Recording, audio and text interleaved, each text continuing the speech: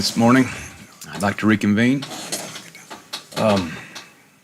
We've got a pretty busy schedule today, and if you notice, we have time allocations on the agenda. We're not going to press real firm on that, but out of respect for everybody's time and the working men and women out here, subconsciously, I do want to kind of follow the agenda, and I do ask that we let the presenters present, and let's kind of hold our questions towards the end, and that way we can try to expedite this best we can. All right. Welcome, Mr. Cabe, and starting off the fiscal year 26-27 budget work session with Cullis-Edger Gorge Fire Department. Ms. Glenda Cook. Good morning. Good morning. Thank you for your time. The purpose of me being here today is to request 0.9 cents increase on our fire tax. The reason for the request for the increase is to replace aging life-saving equipment, maintaining vehicles and facilities, recruiting and retaining qualified personnel, meeting state and federal safety standards. I have given each of you a packet that Barry did lay on your desk that you can see. Also, new volunteer firefighters require training, cost of maintaining the new LJ substation, which we got our certificate of occupancy on in February. And this would also provide a sustainable and predictable source of funding, allowing us to plan effectively and continue protecting lives and property without interruption. You can see our 26-27 proposed budget. I did show this at our community meeting, and I dare say that we're probably the only fire department in Macon County that has put their budget up for their community to see. I did put this budget up so everyone could see it.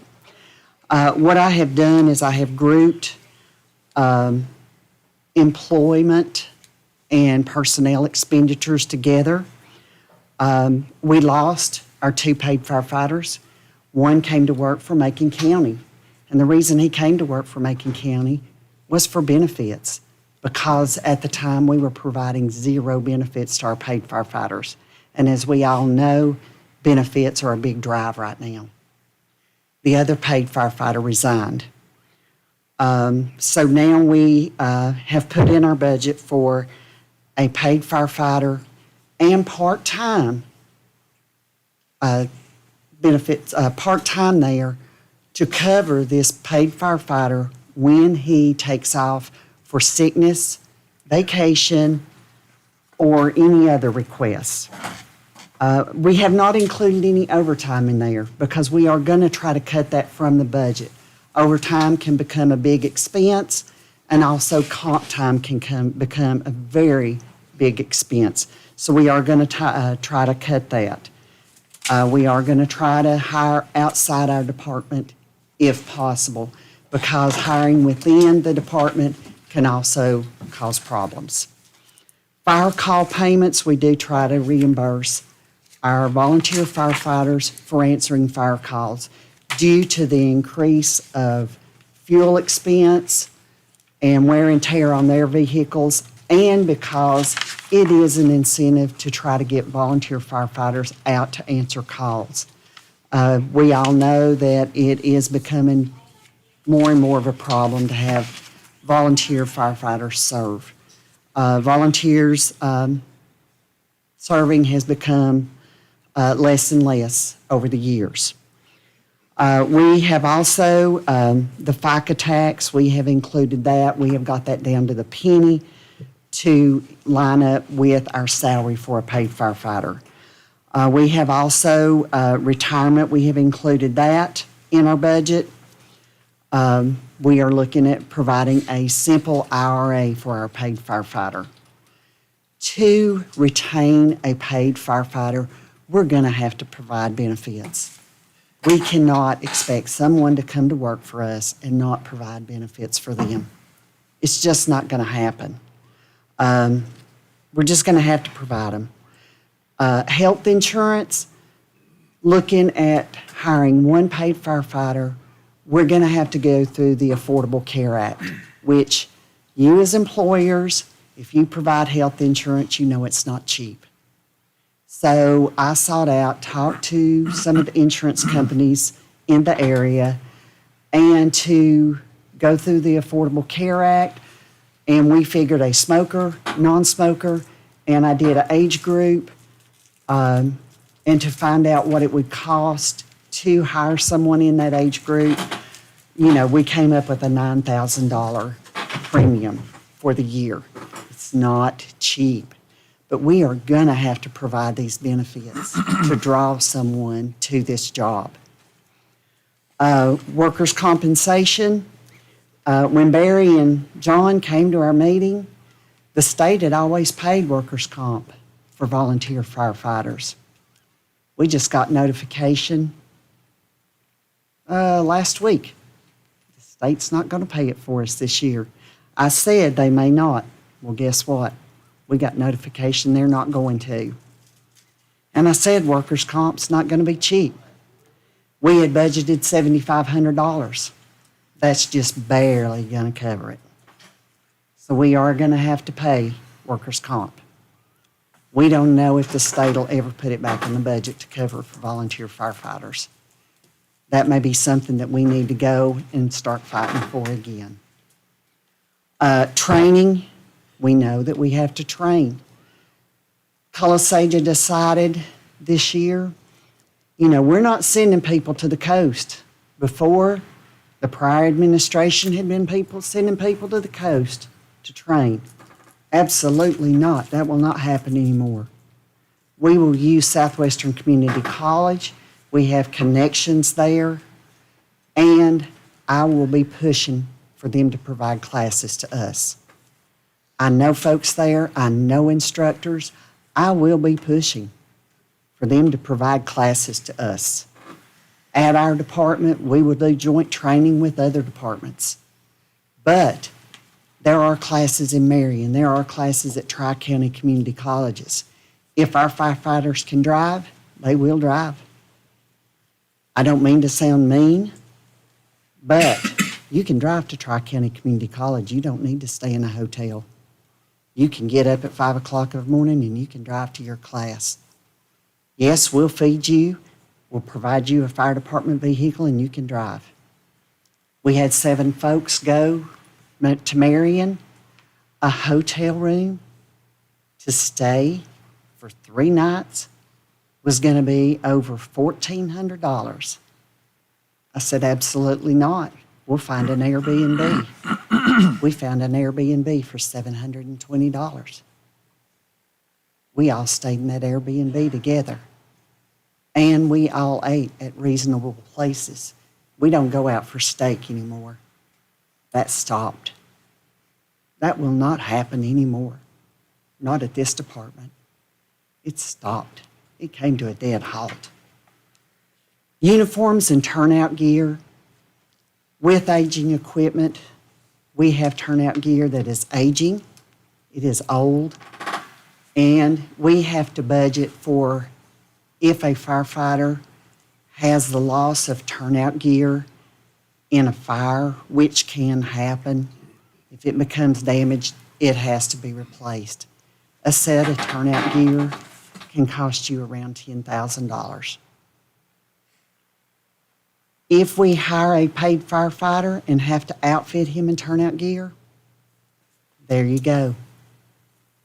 We got to buy him a set of turnout gear. He has to be outfitted. He also has to be fit tested to make sure that he has a perfect fit for his air pack. As far as uniforms, the paid firefighter does have to dress appropriately. He is not going to wear everyday clothing and represent our fire department going into someone's home. He is going to wear duty gear and represent our fire department well. He will be expected to groom daily and wear a decent uniform. Dues and subscriptions, these are dues we have to pay the North Carolina State Firemen's Association yearly. North Carolina Rescue Commission, and also our retirement to the state of North Carolina. We do not have to pay this on any retired fireman that's still in active duty, but anyone who earns theirs 36 hours per year, we pay $181 to the state now, so that if they serve their 20 years, then they will get their retirement at the end of the 20 years. So that's what the dues and subscriptions are. That's not subscriptions to magazines or anything like that. We do not do that at our department. Does anybody have any questions on that at all? Okay. To the next page, property and liability insurance. $32,000, I just paid that, so I do know what it is. Next year, we all know there's about a 5% increase. So there will be an increase to that next year. But I did put $32,000 in there. That is what it is. Office supplies. Office supplies, that includes our paper, copiers, things like that we have to use for the fire department. Printing off any certificates, because we do have to keep up with those when the Office of State Fire Marshal comes in to inspect us. Operating supplies. Our operating supplies include anything for daily use, as far as paper towels, toilet paper, soap for our extractor, which when I talked to Warren, I think our department may be the only department that has an extractor possibly to wash fire gear in Franklin, in Macon County. Turnout gear needs to be washed after a structure fire to protect your firefighters from toxins that cause cancer. The soap to wash this turnout gear is not cheap. It comes in 5-gallon buckets. It's not cheap. But that extractor is open to any fire department in Macon County to use. I don't want a firefighter in Macon County to end up with cancer because his turnout gear wasn't washed. I expect us to take care of our firefighters. I don't care what department they're from. If they want to come from Nantahala and use it, you come to my department. Our department, it's not my department, our department. You use our extractor. You're welcome to it. We've even got a dryer, a PPE dryer you can dry it in. Our department is the county's department. We're here for everybody in Macon County. We're here as one. We're not just Colasaja. We are Macon County. And anything we have, if you have a truck go down, and if we got a truck to help you out, we're going to share with you. We don't need to be stingy with what we have. We need to help each other out. We need to become a brotherhood. Each department in Macon County, we need to come together and be a cohesive team, be one.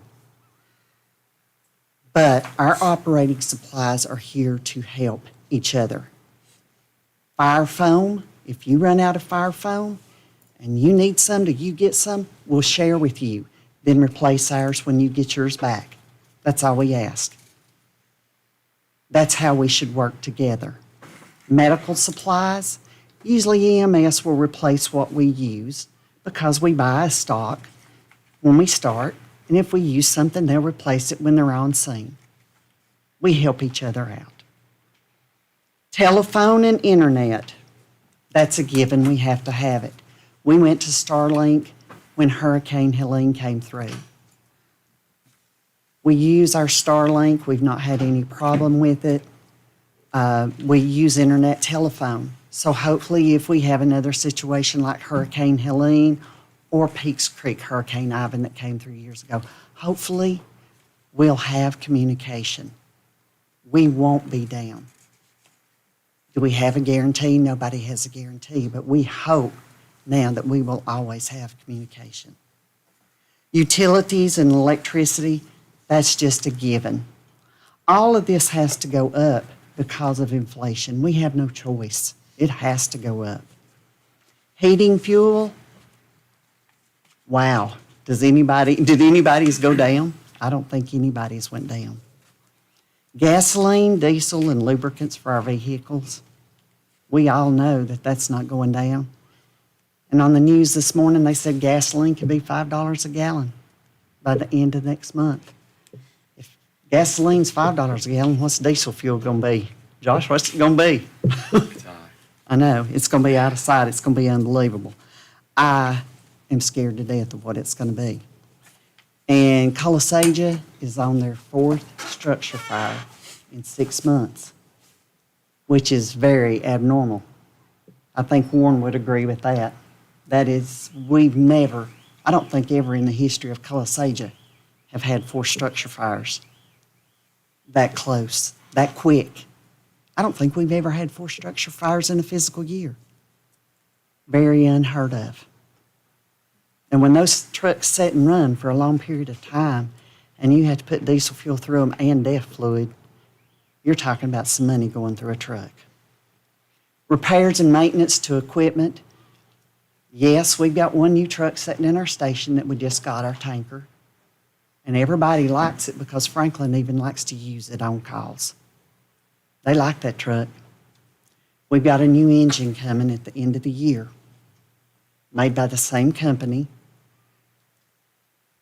But we still have some older trucks. Those older trucks are costing us money to use.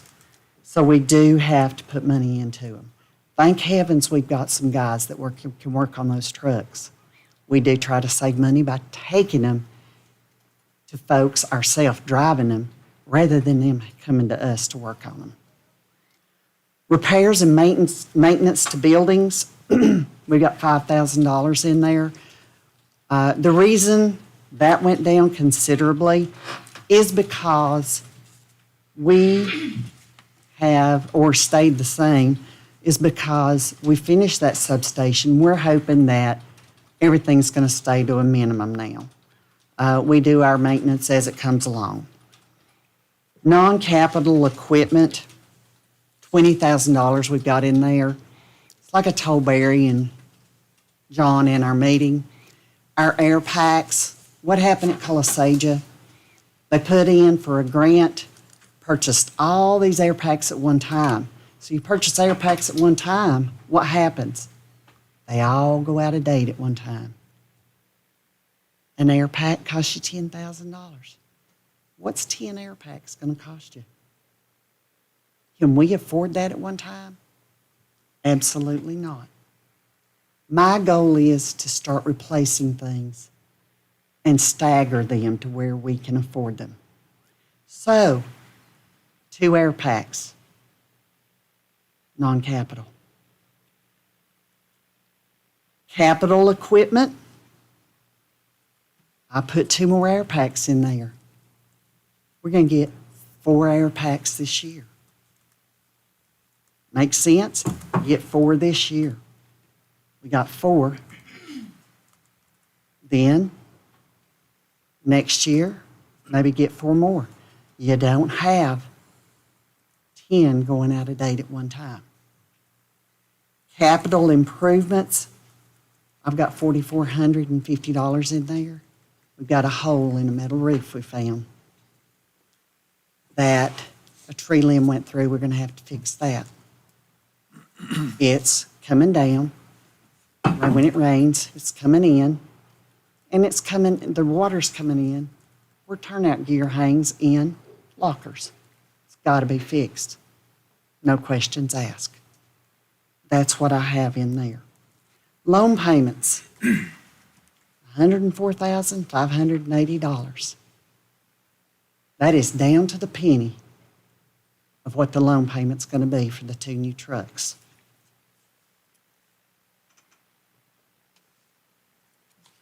So you turn to the next page. The impact to property taxes of what I'm asking for the 9/10 of a cent. On a $300,000 home, at the current rate of where we were at at the 0.48 per 100, the current tax rate was costing the homeowner $144. Under the requested rate, it'd go up to the 0.57. It would go up to $171. The difference is $27 annual, or $2.25 a month. $2.25 a month to provide the services we provide, to take care of their homes and provide life safety for them. That's not a lot of money. We're not asking for a lot. I also called GSI and I said, help me out here. I need a wide range of homes. I need big. I need a high dollar down to a low dollar home. So if you turn the pages and you start looking, they come up with a $618,960 home. That homeowner would have a $55.71 increase. That's not a lot of money for a year. Then a $196,000 home, $17.68. Then you come on down to $313,770, $28.24 increase. So I put some examples in there, and I laid these out the night on the table of our meeting. So these are, I was very transparent with our folks. And then a $479,310 home. So I laid several examples out. $500,000 home, $45.74 increase. So folks had an idea of what it would cost them. We had one lady in the meeting, she said, I really didn't understand till I could see it, till she could visualize it. So she was able to visualize what it would cost her. So when you can visualize what it costs you for what you're getting, it's really not a lot of money.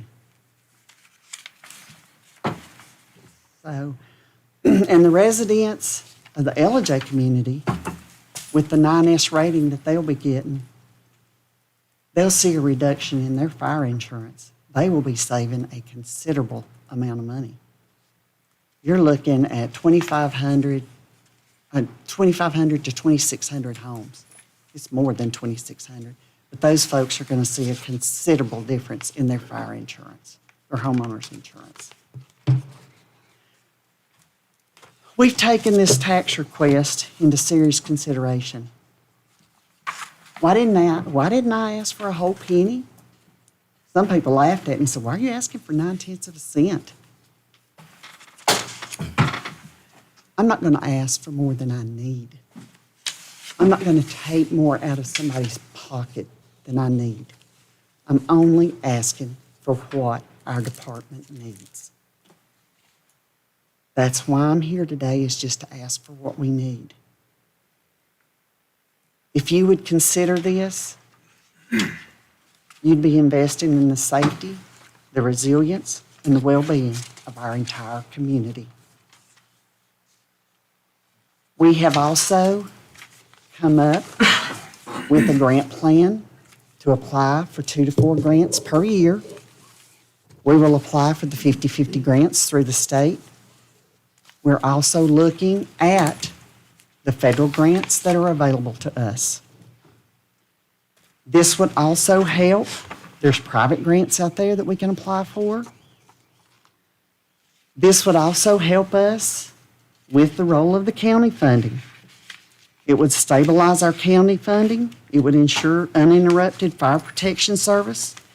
It would support grant eligibility and required matches when applicable. It would demonstrate local commitment, which strengthens grant application. It would reduce resilience on unpredictable external funding. And the grants would be used to enhance, not replace, our local funding. It would only be there to help enhance our local funding. The use of the grants would be used to purchase firefighter PPE and safety equipment, for training and certification costs, communication equipment and radios, operational equipment that improves response capabilities, and community risk reduction and fire prevention initiatives. We have also come up with a community engagement, fundraising ideas. We've come up with a community pancake breakfast or barbecues, family-friendly community building, Touch a Truck Safety Day.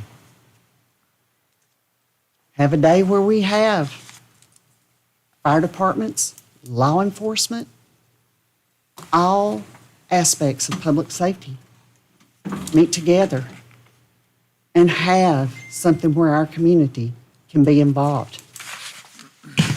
A community cook-off or chili challenge. A Friends of the Fire Department program where you folks can sponsor and have something, a sponsorship put on the truck. There's different things. Business sponsorship program. So there are things, social media that we're looking at. There are things we have thought ahead now. We're not just sitting back. We are thinking ahead. The last thing I did include in your packet that you requested of us last June is the letter from the forensic attorney where he is working on the audit. I cannot guarantee you by June 9th he will have that completed. But I have requested when we started this with him, when this is completed, to send a letter to the county commissioners, to Warren Cabe, to Colossagia Gorge Fire and Rescue, and to the board president of Colossagia Fire Department. It's me right now. So anything found in this forensic audit, if anything is found, will be pursued,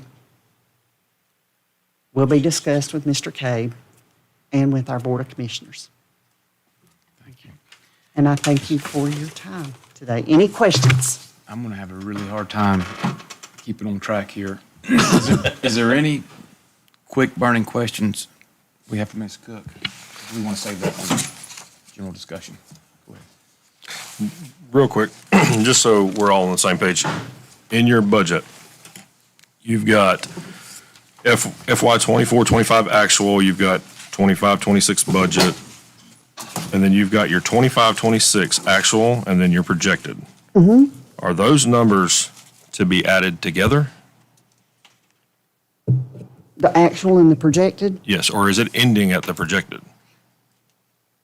My question is if you go on down to some of these, We've still got a lot of money left. well, it doesn't even, it just looks like you're projected, say, let's go with utilities, 54, 55 for your actual, and then your projected is 2,044. So That's that's what quite a difference. That's what we've got left to pay out to the end of the year. Okay, so those two would be added together, is what you're saying? This is what what we've paid out is the 54, 55, 44. Okay. What we've got left to pay out for the rest of the year is the 2044, 56. Okay. Can you explain these negatives? I knew you were going to ask that. We had a treasurer for 30 years, and the only thing that I have to go on is the QuickBooks that she had. I had the accountant to come over with us, and she had numbers put where things shouldn't have been put. She didn't understand QuickBooks. That's all been corrected. Fuel, things like that. Operating expenses, things that shouldn't have been in operating expenses were being put in operating expenses. We have corrected all of that. I can't go back and correct all of that for this fiscal year. We would be going back and moving tons of stuff. Going forward, I can tell you this is all corrected starting in January, is all corrected.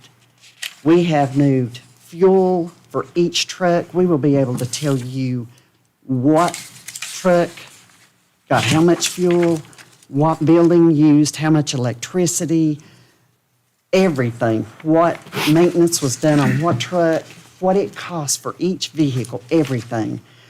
But the negatives that were caused by the previous treasurer, I can give you everything in QuickBooks. The forensic auditor's got it. Well, speaking of that, I think, just looking at a quick glance, and I don't know if this is the appropriate time and what we're trying to do here, but it's really hard. As much as you want, I would love to give you an increase or whatever you're asking for. It's really hard to do that without the results of that forensic audit. So I think we need, in my opinion, we need to defer that until we get those results. The capital equipment and the capital improvements, I'm going to say that's going to have to be in that building,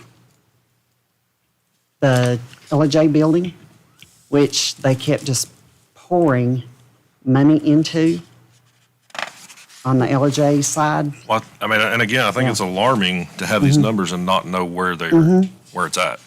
And Yeah. until we get that forensic audit, I don't know that. And I can have our accounting folks, between now and the 9th of June, I can have them go back. Because I'll tell you what they did, they requested the bank statements from us to be able to help us out with that. They requested the bank statements I think to do that. So see if that for sure. I can get that, if they can get that sorted out, it's going to take some work. But, oh man. I've got one more comment. An inch of rain can cost $100,000 in mold and sheetrock repair. I'd feel a lot better if somebody were to tarp that roof or put a bitch-a-thane or a zip tape patch over it or something. It's going to rain the next 5 or 6 days, we hope. Right. And it's been taken care of right now. Okay, It has been taken care of. all right. Yeah. When we discovered the problem, it was taken care of. Yeah. Thank you. Chairman, if I may, Linda, what is the rate of pay that you guys are proposing per call to your volunteers? It's $16. $16 per call. And you have average of how many calls per year? Last year we had 494 calls. 400. And that includes every time your pager goes off? Yes, yes. Whether it's medical or? Medical, Okay. fire. Okay, the next question is, and thank you for that, why did the training increase if you're going to spend most of your time trying to get your training at SCC? Because that increased by 300%?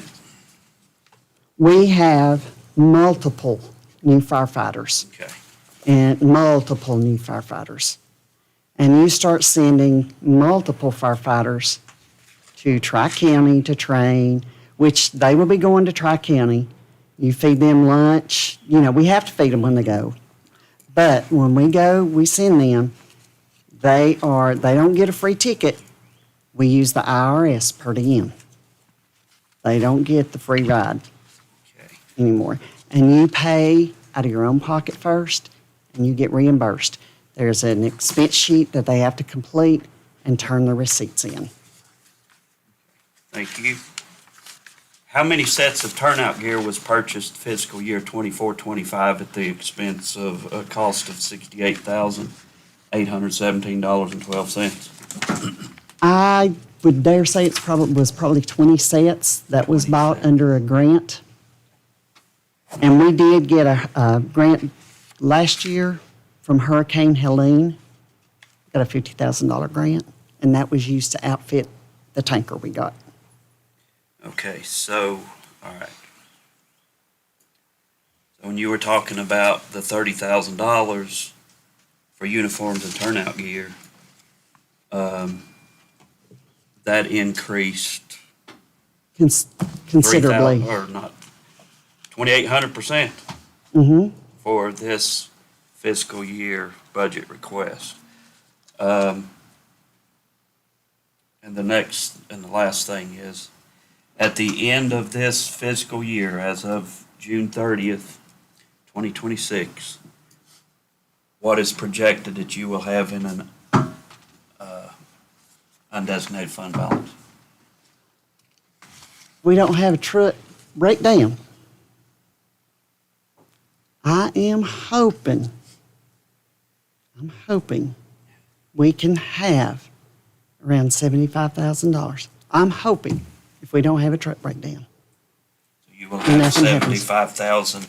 That we could put And your back. request for your needs this year, I can't guarantee that. right, but your request for this tax increase is basically what you're saying you're gonna need or asking for the 27 budget. Right, but I can't guarantee that because we do have a truck that has a problem. Okay. We do have one truck that has a problem right now. We gotta get work done. All right. Thank you. That's good. Thank you. All right. Highlands Fire and Rescue. I see Mr. Gerhart. Maybe his replacement. How you doing, Morning. sir? Good, how are you? Good morning, Commissioners. My name is Ryan Gerhart, Chief of Highlands Fire and Rescue. Thank you for allowing me to come this morning before you to discuss our annual budget. As we approach the budget season in March, Town Manager Josh Ward, Town Commissioner Eric Pearson, and I began discussing different needs for the fire department and how those needs would be met. We felt like we would have to have a service fee increase to accommodate the different things that the department was needing or is needing. Throughout budget sessions with the town board, we worked out some numbers. They approved those numbers and approved an increase. I set up a meeting with John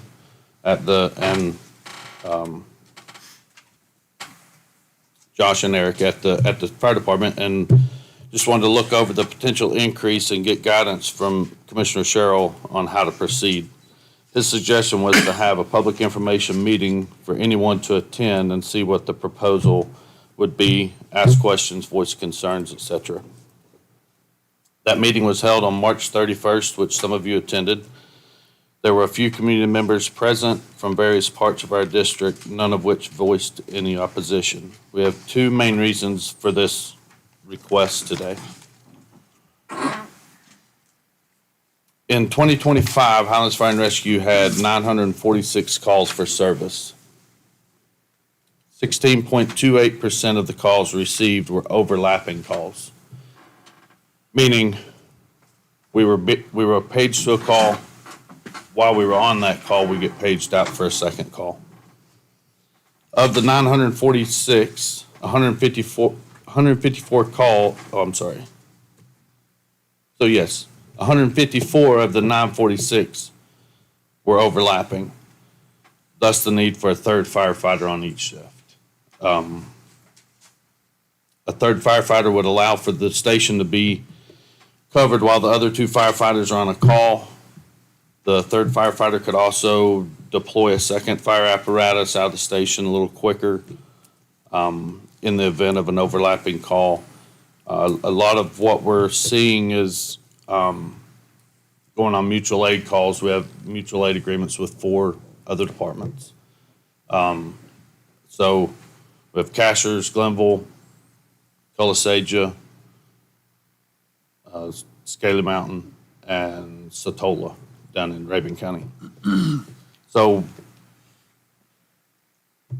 the way it is right now, during the day, we have 8 full-time employees. 6 are shift workers, 24 hours a day, 3 shifts. 2 administrative, myself and my assistant. We have 21 volunteers. We're experiencing a continual rise in our call volume. The calls have increased 68.33% from 2020. To make matters more difficult for us, although we do have some very committed volunteers, we're also experiencing a decrease in volunteer response. Don't feel like that is a local trend to Highlands, but across the board. We cover 69.9 square miles. As I said, we have 4 mutual aid agreements.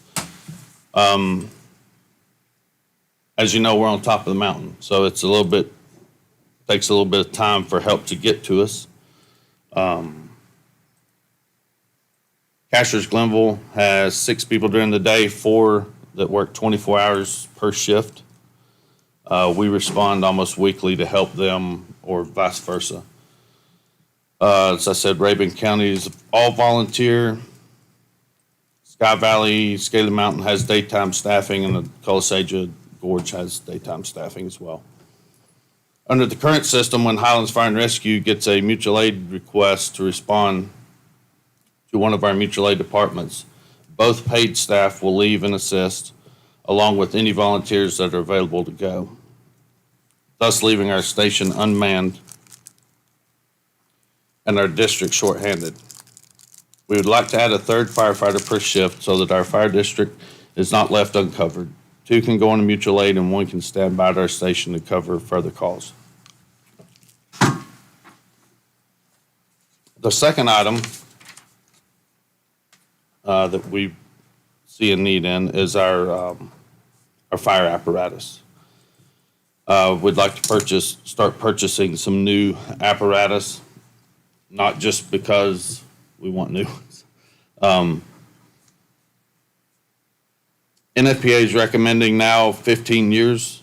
After 15 years, it goes into a reserve status. After 25 years, it goes offline. Currently, our 2 frontline engines are an 04 and an 06 model. Current pricing on a new fire engine varies anywhere from $500,000 to $800,000. $800,000 plus. We're needing to start replacing several trucks over the next few years, so we would like to get that into a cycle. In closing, Highlands Fire and Rescue is charged with providing protection to properties and structures valued at just shy of $6.1 billion. In order to provide a high quality of coverage and protection to these property owners in the Highlands District, as well as maintaining a low ISO rating to retain low fire insurance premiums, Highlands Fire and Rescue is respectfully requesting a 2-cent increase per $100 evaluation. That would bring our service fee up to 0.0391 per 100 compared to the current 0.191. Thank you. Thank you, Mr. Gerhart. Mr. Gerhard, do you have some samples that we could compile with that, or is that with, you have any information for us? As far as for the budget, Yeah, I heard what you just read there. Do you have anything for us that we could review? I did not bring anything. I can get that to you. I can email you those. You're talking like the call volume and such? Right, just, it's easier when you go back for me, when I go back and review what you're talking about. Correct. And I think the mutual aid was a question I had, if we're compensating for mutual aid, or is that just a gift to another county? Mutual aid is, from the Highland Fire. To my knowledge, it's just give and take. If we go help them, they come help us. Okay, You can use that. and we make a copy of this. You can keep that. Got you covered. Thank you, sir. Anything else? My memory can't hold all that in my head. I completely understand. Chief, what is the cost for the 3 additional firefighters? I'll make a copy. I believe roughly 100,000 per person. The Per man. 300,000. Yes, sir. Didn't you guys just have a pump test done on all of your apparatus? We did. And did any of them fail? No. do you have a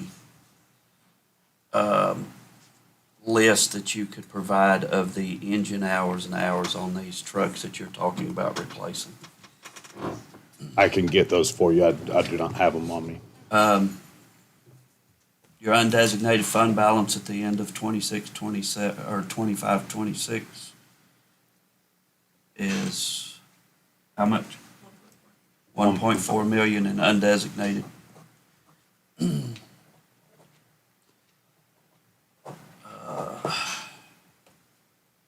You know, this goes right back to, and it's part of a discussion, it could be at the end, but this is also going back to what we've talked about with volunteerism, especially in the fire service. It's dying. Now, my tenure on the Highlands Fire Department, when you joined, if you didn't participate in training and calls, you were booted. Well, I don't think that's an option anymore to keep the numbers up for the roster of the fire departments. So regardless of whether you show up or you don't show up, in order to keep the numbers there, and it's really not training, is that correct? I mean, it's really Right. on actual calls. Well, that's where the rubber meets the road. It don't matter how much training you got, if you're not going to participate in the call, then, And I mean, we pay $15 a call across the board, medical, fire, whatever. It doesn't matter if it lasts 5 minutes or an hour and a half. We're considering changing that, upping that a little bit to, obviously, as was said before, fuel prices, so on and so forth. But I've asked a couple of the guys, I'm like, what would it take for you to be able to start responding to calls? Their answer is, there is really nothing. I don't necessarily have the time. Time is a huge factor for people. I mean, we got some young guys that are raising families. I mean, they're got one, y'all all know him. He's got 5 boys. I mean, it's hard to respond. His wife is a big player at the hospital. That's a huge, when he was younger, he was a great volunteer, was a very active volunteer. Well, now he's having to raise his family, so that's hard for him to take the time to, I mean, he can't leave his sons to come on a call. So that's a huge thing that we're fighting right now. and also, this is not unique to Highlands Fire Department. No, sir. Macon County, the state of North Carolina. This is impacting this entire country for emergency services, and I It's don't know odd what you the say answer that. is. It's odd you say that, Commissioner. About 3 weeks ago, I had a guy stop in the department just to chit chat and see the station, whatever. He's from Arkansas. And I asked him, I said, what is y'all's biggest challenge? He said, volunteer response. I had not said anything about it. That was his number one issue. And also, full paid fire departments are not, a lot of them are not being able to retain a full fire service, even when they're paid. Right. And so We went to the school for the career day. I mean, we've done everything to try to get some younger folks to come, and it's just no interest. So back to Commissioner Shields' question about mutual aid. Mutual aid companies to each department is absolutely necessary, regardless whether Highlands goes to Jackson County, Highlands goes to Raven County. I mean, if without mutual aid, it would be extremely hard to provide fire service. And so it is a fantastic agreement. And I don't think one county gets less attention or less fire department, which brings to the next. There was a call in Colasaja Fire District just here recently, a structure fire. How many mutual aid companies were actually involved in that structure fire? Down on, right there At Jackson Hole? Jackson's Hole. Oh, you didn't? I was not present. No. Oh, okay. So it was Franklin, Colisegia, Franklin, Colisegia, Highlands, and Clark's Chapel, I think. so four mutual aid Four companies stations. responded to that one structure fire. And especially in the rural fire departments where there are no hydrants, all that water has to be pumped out of the river and hauled in and either dumped in a dump tank or the apparatus is hooked together to pump. So that is it's absolutely necessary. So, and also one more thing, your response during the daytime is greater than it is at night. Correct. Because you have some firemen that are from other fire districts in Macon Correct. County that Correct. work in Highlands that can participate in your calls. Yes. That is correct. Do you notice a difference in departments where you have a junior firefighter program, like volunteer, but the numbers up higher in those departments? Potentially, yes. And we have tried, matter of fact, we have two juniors right now. One's a senior in high school, so when he graduates, we'll vote on him and he last year made more calls than a pretty good percentage of our adult volunteers as a junior. So a younger crowd Yes. responds a lot.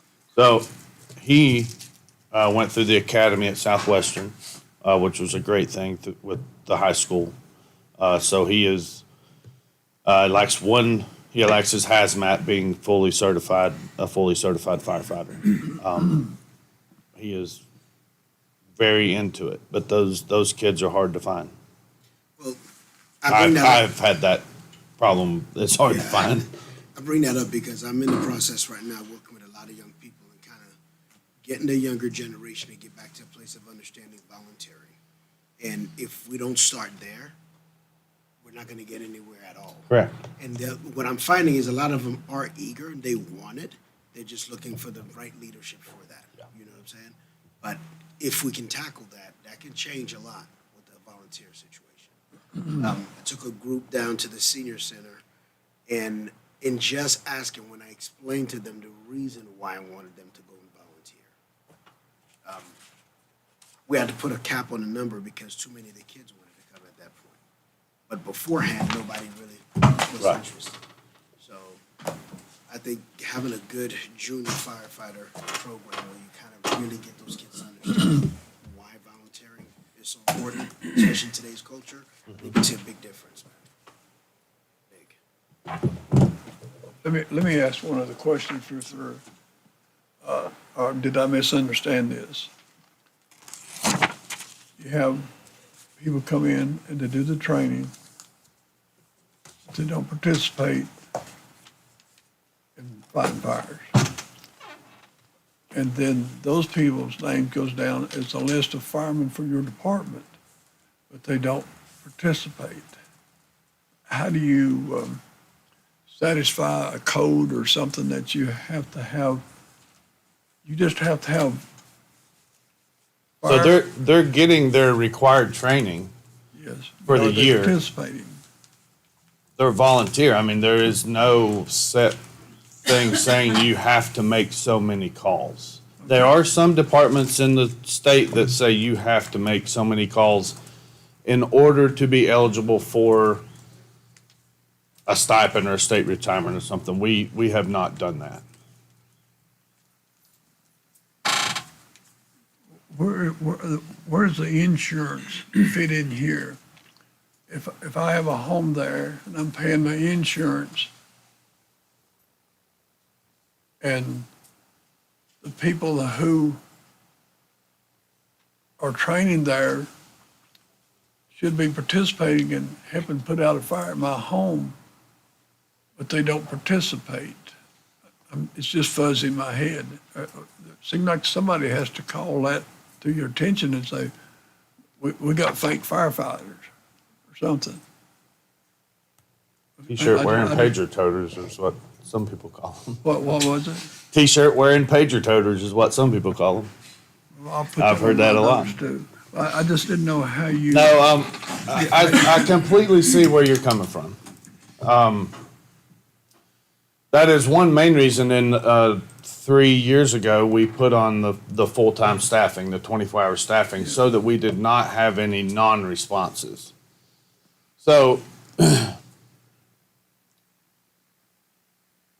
right now in Highlands, if the pager goes off, there's 2 paid guys that are there.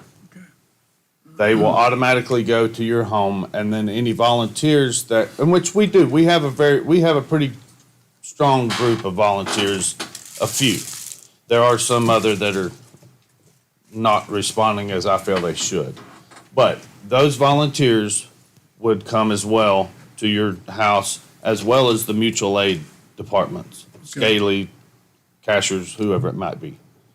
Wherever it is in our district would be who determines that, so. But the state organization, or whatever it may be, that designates, you got to have, do they designate how many firemen you have to have responding to a fire? Like minimum of 3, maximum of, Minimum of 4, I believe it is. Is that 4. right, John? Minimum of 4? that has to respond to it. Correct. And if you don't have that response group, what happens? Get a ding from the state, I'm assuming. Okay, I didn't know if the insurance was going to say, wait a minute, we're here having to pay for this, but we didn't have a response team or number there. Right. Yeah, non-response, as you know, looks very bad on your Yeah. ISO.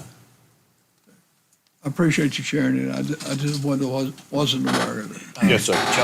Chairman, if I may, Mr. Shields, state regulation is you have to have 9 men and women on your roster.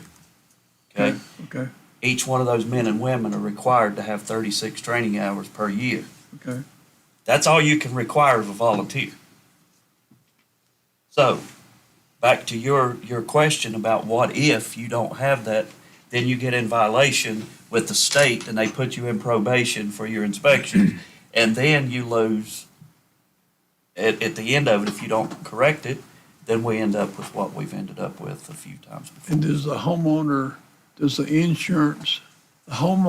the insurance company, they have a problem?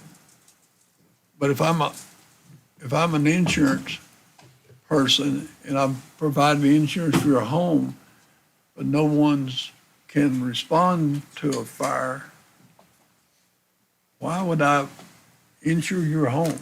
Okay, that's when you come into lawyers and court system, because somebody's gonna get sued. If my house catches on fire, I call 911, 911 pages the department don't respond, somebody's gonna get sued. Is it the county that's going to get sued, or who gets sued? Probably all, and this is illegal, all persons that knew there was a problem that did not do anything to correct the problem could potentially be included in a lawsuit. Now you've made me aware of this, so I'm a potential up there to be sued too. I appreciate your information today. I have one more question for you. Yes, sir. The departments, there are just certain departments that they actually require for their volunteers, that they have to be at a certain number of calls to be a volunteer? Is that what you said earlier? To be eligible, I know in Georgia. I don't know about North Carolina. I know in Georgia, I believe they require a percentage. They have to respond to a percentage of fire calls in order for them to get a pension. There are certain criteria for pension eligible calls, like in Raven County. So in order for those guys to get the pension, they have to respond to a certain percentage. I don't know what that percentage is. Do you find like in those situations, are the numbers higher for volunteers? They're struggling with it also. They are? Oh, yeah. Yeah. So, I believe it's a struggle everywhere. It's a struggle everywhere, struggle everywhere. nationwide. Well, No, you go ahead, sir. We are aware of this struggle. I'm saying we as commissioners, as a county, you made us aware of this. I would say, I can't speak for our attorney, but I'd say we have a responsibility here somewhere of correcting this piece where you won't be sued, the county won't be sued, Gary Shields won't be sued. They couldn't get anything out of him anyway, but anyway, if you don't have anything, you don't worry about it. But anyway, I think when we get through this budget piece, there's an answer that has to be determined here. Right or wrong, Mr. Cabe, or? You do have some responsibility. There's a big difference between responsibility and liability. You do have some responsibility to make sure that what they're asking for is valid and that you recognize their requests. And like Ms. Cook and what she presented today, she's made Gary Shields full aware of what their needs are. And I got a feeling that Gary Shields has a responsibility to support you in your research and what you've given to us today, same as you. But you made me aware of some things that I don't know how to get through, but we'll work through it, or I'll work through it. And we'll say thank you for your time. If you have any questions, feel free to call me or email me either way. Okay. One more question, Chief. How many members have you got on the roster?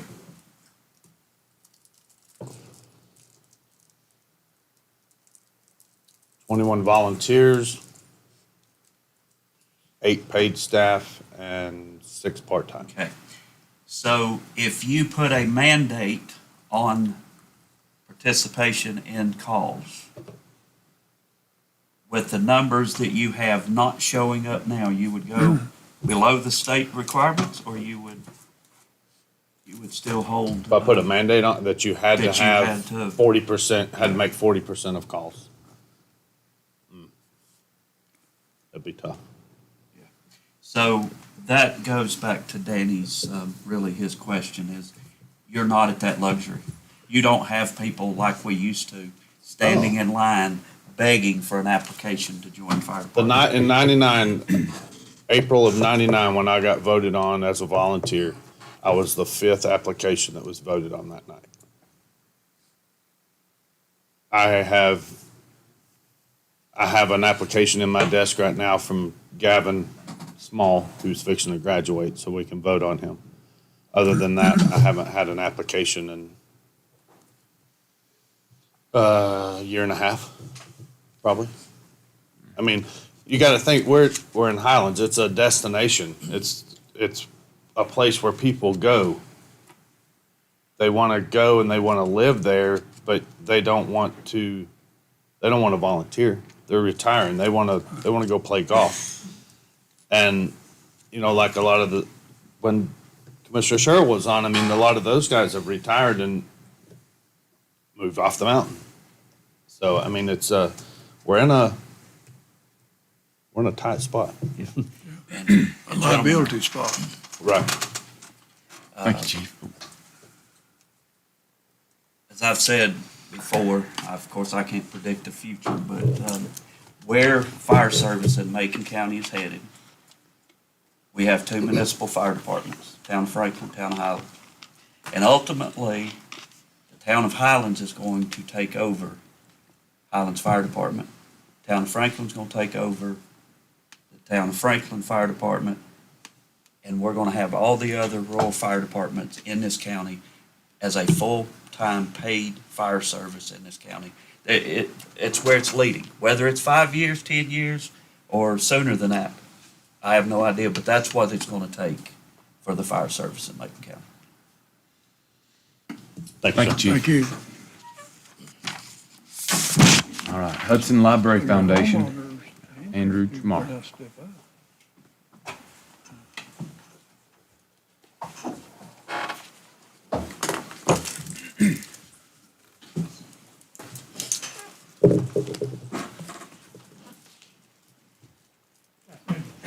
I'm going to give you, you've got your not trying to give you a presentation up there.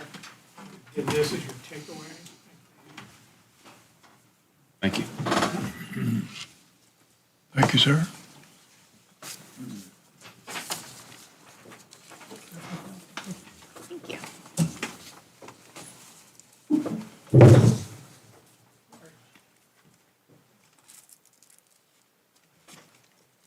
So it's tough following the fire departments in terms of their need and the desire for your assistance with the Hudson Library Foundation's first in every 40-year capital improvement, or its second. I want to say that, begin by saying that nearly 100% of the improvements that we're asking you to help support are for items in terms of FFE or constructed elements that are now 41 years old. And that includes bookshelves, that includes carpet, that includes areas that have not been touched in those 41 years. The only kind of discretionary, only element that's not in that regard is the furniture in a small reading room that we're suggesting be replaced. It's only 18 years old. So we'll go ahead and move along. And this is Philip Kakuru, the president of the Hudson Library Foundation. We, of course, came before you in December and spoke about this, and I've met with or spoken to a number of you. And I hope before you make a final decision on this, that we can get each of you to come to the library so that we can show you what we're going to present in person. So the other item that I wanted to give, I'm sorry, is a slide that's not included in the presentation. Just as a reminder of, and this was in our previous presentation, remind you that we service a pretty sizable community in Highlands. People that come to Highlands, 30,000 distinct visitors, 30,000 people enter that library on an annual basis, give or take a few. So we're touching a lot of people on a daily basis, over 100 perhaps, that are coming into the library. 100 includes the children that come from children programs or whatnot. So I just wanted to highlight again, this is a community asset that's used extensively and is benefiting both the residents of Highlands and the visitors, and anybody that comes to Highlands, even if they are non-residents of Highlands, they might be county residents. So Philip's going to talk very briefly again about what we're currently achieving and what we hope to continue to achieve. So the plan is really separated into two distinct areas. There's the outside area, which is on the left side of this slide, and then the right side area. I'll just start at the front of the building on the right side. So as you enter in, that highlighted area of study conference rooms, that's currently an AV room, like books on DVD, DVDs in general, or books on CD and DVDs. Those are being moved elsewhere, and those have become two additional study rooms. So you could see in that previous, or I guess the slide that Andy shared, that we do get a lot of study room use, different from Franklin Library. We just have one study room. I know in Franklin, those 5 or 6 study rooms get a lot of use, and the one study room here does. And so the plan would be to create 2 new study rooms in that area, and then a small conference room. The meeting room, further in the back of the building, gets used frequently, but often by smaller groups that don't necessarily need that whole space. So that smaller conference room would allow smaller groups to be in there and open up the meeting room for larger activities like after-school programs and things like that. And below that is the reading room, which Amy mentioned, that furniture plans to be updated. And then as we head to the left side of the building, the young adult lounge, that's currently in that corner, but it's not very defined, and so the plan would be to create an actual space that is walled that young adults in the community can utilize. And this whole plan was based off of a needs assessment survey for the town, and a place for young adults to go in the town was high up there on the list, so that gives them more of a dedicated space to be after school, on weekends to meet tutors, things like that. And then in the rear of the building, a covered pavilion. To have some outdoor space. Right now, there's really just the rocking chairs in the front of the building near that portico that people can sit outside and enjoy the library, whether that's working on a computer or reading. So that covered pavilion really helps utilize the outdoor space, and then that kind of flows into utilizing the rest of the property back there, which is currently wooded and very nice, but having some walking trails back there would really help make the library more functional and be able to appreciate the area that we're in.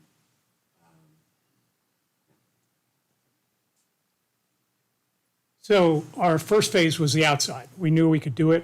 We knew we could probably raise the money to do it. And we had the right window of opportunity in terms of not affecting the operations of the library during a very busy time of the year. So this is the groundbreaking that took place on the outside. We have raised about a little over, between $400,000 and $450,000 private donations. We have a pretty modest reserve fund of our own as the Library Foundation that's been raised over the last 10 or 15 years and been little used. And the delta there between the total cost and the amount raised is going to come from that. We're worried about using that fund too much. As an example, we have a $9,000 projector in that meeting room that you saw that pooped out about 2 weeks ago. And the county maintenance department came up and looked and said, we can't do anything about it. This needs to be replaced. We consider that an obligation. It's not a capital improvement, it's a capital repair or replacement.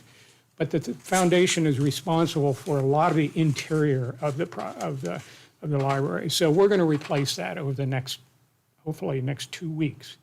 And without burdening the county with it. But that's where our reserve funds for things like that come up that are in the gray area where the county's not responsible, we're not necessarily responsible, but we know that it needs to be replaced. That's just one example. But we consider this to be a great success so far. And we hope to do the same on the inside come January, February of 2027 to do the interior renovations. So here are some renderings of the areas I was describing on the map. Starting on the top left, that's that young adult lounge inside that room. And then below that is what it would look like if you were in the main part of the library, looking at that young adult lounge from the outside. So you can see a lot of visibility into that room, but there's that ability to wall it off for sound. And then the top right, the study and conference rooms. You can see there the two entries into the study rooms, and then around that wall there is the entry into the conference room. And then below that is the updated reading room with updated furniture and some paint and trim. So this is kind of the bottom line and what we've asked, and we asked this amount in December. We continue to use these figures based on estimates provided by Futural Enterprises on the actual construction part. Where we may have a little bit of latitude are the finishing, the fixtures, finishing, and equipment. And again, it goes to discretionary amongst within this budget is the furniture for this little reading room. The same furniture could be used even though it's not very popular with the users at the library because of what it is. So we're asking the county, we're asking the town for $350,000, and we'll raise the additional $210,000 ideally through private donations or use our reserve or another portion of our reserve to close that gap. It's a challenging environment. Realize it's really challenging for you all this year in particular, and very challenging for the town this year in terms of a tax environment and a collections environment, a revenue environment.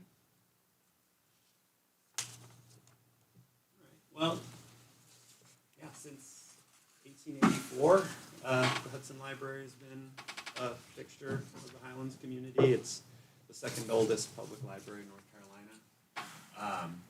And as Andy mentioned, its renovations are not often needed, but we feel like as the community continues to rely on the library, as the needs of what the community needs from the library, as demand changes, we want to be there for the community, and so we hope you can help us support that effort. Any questions? Did you go up? Oh, just a few. You were talking about your reserve fund. How much is it? 325 now? Well, it's 325,000? It's going to be less because of the amount that we're putting on the outside, but we haven't been faced with the total budget. Total Who budget. owns the property? We do. We own the property, we own the land, the real property, and a good amount of the interior. And leased, okay, never mind. It's part of the three-part agreement between Macon County, which designates this as the Macon County Library, Fontana Regional Library, which staffs the library and provides, essentially operates the library, and the owners of the library itself, the physical plant, the real property, and the land is the Hudson Library Foundation. And we do all the outside maintenance on it, the landscaping and so forth, and a good portion of the interior maintenance. Can you continue to operate with what you have? Yeah, I mean, our operation doesn't involve manpower, doesn't involve calling people out. It involves a lot of volunteers, including the board, which is all volunteer. We don't have a professional development staff. We just have a bunch of volunteers that are trying to improve this library. And I don't know if Commissioner Pearson is here. His grandmother was the president of the library in 1985 when this library was built. And it was built without county funds. It was built without town funds. It was built by local residents saying we need to replace the then 85-year-old, nearly 100-year-old library, 70-year-old library that existed on the property then. The work that you've presented, was it advertised for bids?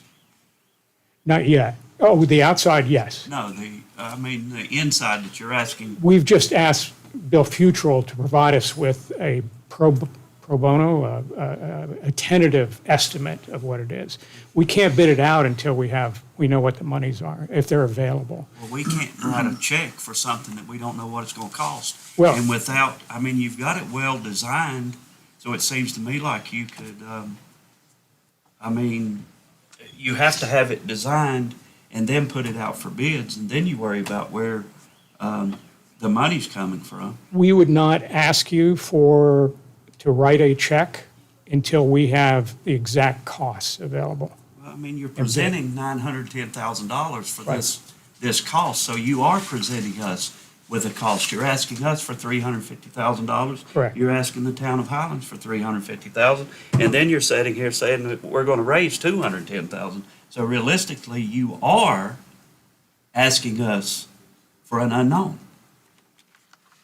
It's an unknown, well, yes, we don't have an exact figure. We know at a minimum it's going to be this because the construction costs are based from last fall.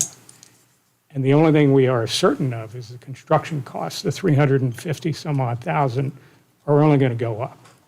So, Well, I would like, out of respect of the taxpayers of this county and your board and the needs for Hudson Library, I would like to see this put out for bids as what you guys have designed. If anybody's interested in bidding it, then they'll come and bid it. It's not going to cost you anything. It's not going to cost us anything. You've got it designed. okay, we can do that. So I'd like real numbers before I could ever, I appreciate Mr. Futrell, his input and that number, but for public dollars, we got to have the real notes. Okay? Okay. So there, Well, I mean, we can do that, but I'm not sure the time might allow it. But again, we're not asking you to provide the funds right now. What we're asking you is through your budget to have those funds available when we bid it out, when we have hard figures, and when we can give you hard numbers beyond the numbers that I have here that show what the costs are going to be for both the FFE as well as the construction based on current estimates. Right. And as you can see, if you've looked at the headlines in the papers and stuff, that's one of the reasons why we're here today, is we have asked for over $7 million from departments in this county that are not in the proposed budget. So we have to figure out where these dollars are going, where they're coming from, and everything else, so. Understand.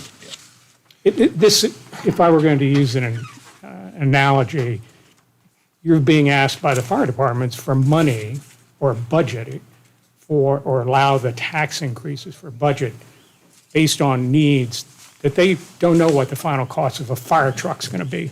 Right. $500,000 to $800,000. Please allow us to raise our tax rate.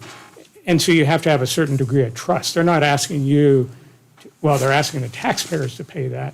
We're not asking you to pay that now. We're asking you to provide the ability for us to draw those monies out when we're in a better position to do so.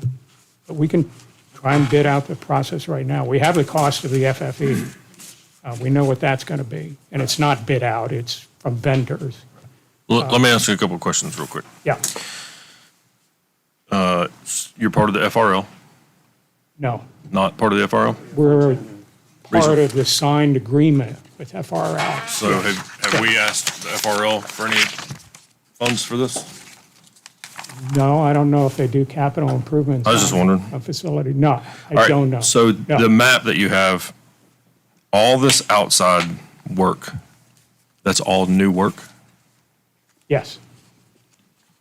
Yes, it's a new pavilion and it's landscaping. All that, so where it says bench seating, walking trail, Yep, all that stuff is new all of it's new, at the cost of 550. $550,000. So my fundamental issue with this is if we're talking about needs, the needs are inside the library, not outside the library.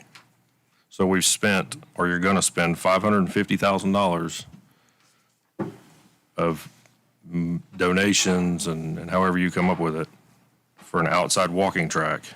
And then you're going to come and ask us and the town of Highlands for 910, well, 700,000, and then you're going to raise the rest through donations.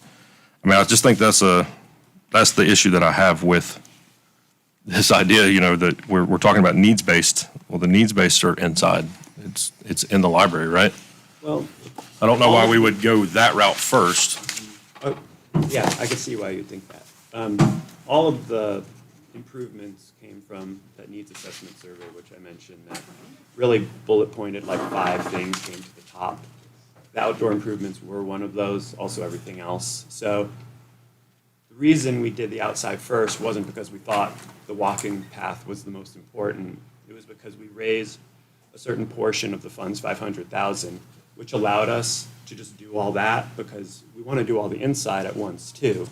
And so we said, well, instead of waiting till we raise everything, 1.5 million, we have the 500,000. This is a great line to draw and say, we have enough to just complete all that. Let's do that so the town can enjoy that this year. And then focus on raising the rest for the inside. So again, we can do the inside all at once. So it wasn't because we thought that was the most important. It was just because that's what we could do now. Well, why not do it the other way? Why not do the inside first? If you had the 500,000, why not put that towards the inside first and then try to raise money for the outside afterwards? Timing is one thing. We couldn't do the inside. It's going to have to close the library for 3 to 4 weeks. And if we do that now, if we did it during this season from March to September, the librarians went sort of apoplectic when we suggested that. But you could have saved that money and done it at a different time if it's just timing. We could have, The but- problem that I have with this is it's more of a want. I mean, you just said that. That's what we wanted to go ahead and do the outside. It's not a need. The Well- need is inside the library. Well- And like John said, our county manager has cut out over $7.5 million worth of ask for our county. We're doing the best we can. I just feel like the priorities are backwards. The need is on the inside, not the outside. It's cool, I like it, it's nice for the folks that come, all the things. But at the end of the day, you could have saved that money and you could have put that towards the inside of the library and figured out the outside later. And continued to raise money until the time was right. Depends on what you define need as. None of this is absolutely critical. The building is falling down. These are enhancements that are desired and needed after 40 years of use. The outside is unused space, but again, was it a need? It was a need established by a survey. And so I agree with you. It would be nice to have done the inside first. It would have been, we would have created the enhancements that are needed in there. But is any of this needed? Yes, but not critical. Also, The can you, projector is an example of something that needs to be done. And we could have easily come to the county and say, you're responsible for the equipment and whatnot in this library, for maintaining this library per the agreement. But we didn't, because we figured that's a need we need to have executed immediately, and we can make the improvement. also, can you clarify something for me? Did you say that you're not a part of the FRL? We are, just as Macon County is, we are a signatory to an agreement, a three-party agreement between FRL, Macon County, and the Hudson Library Foundation.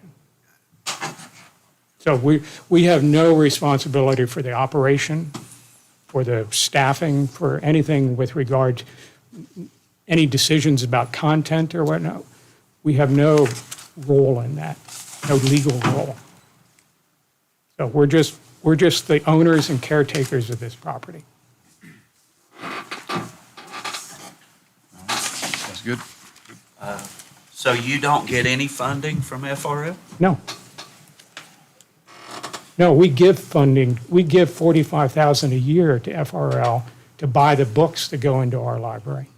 But your library is staffed by FRL. Yeah. Yeah, we write a check to FRL, checks, once a quarter, $12,500 to FRL. So it's $50,000 now.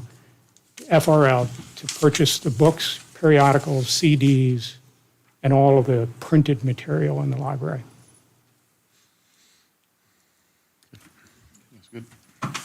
Thank you, gentlemen, for coming down the mountain. Thank you very much. guys. Appreciate your interest in working. Thank you. All right, update on the capital improvement plan. Mitch, Davenport and Company. So, Mr. Chairman, I don't want to steal any of Mitch's thunder. If you want to, he's planning on staying around to the end of today for us anyway. So if you want to save a little bit of time, we can very briefly hit the solid waste CIP, deal with that just a little, and then save any questions or anything for the county general CIP till the end, if you want to do that. Get us- I like that. Mitch, You will okay that, with that? you good with that? We'll get the high level view and then we'll wrap up at the end. That's great. Did that have to be a motion or anything? I'll make the It's just work session. Now you got 5 minutes, Mitch. Done. If I can get, do we have the presentation? Here we go.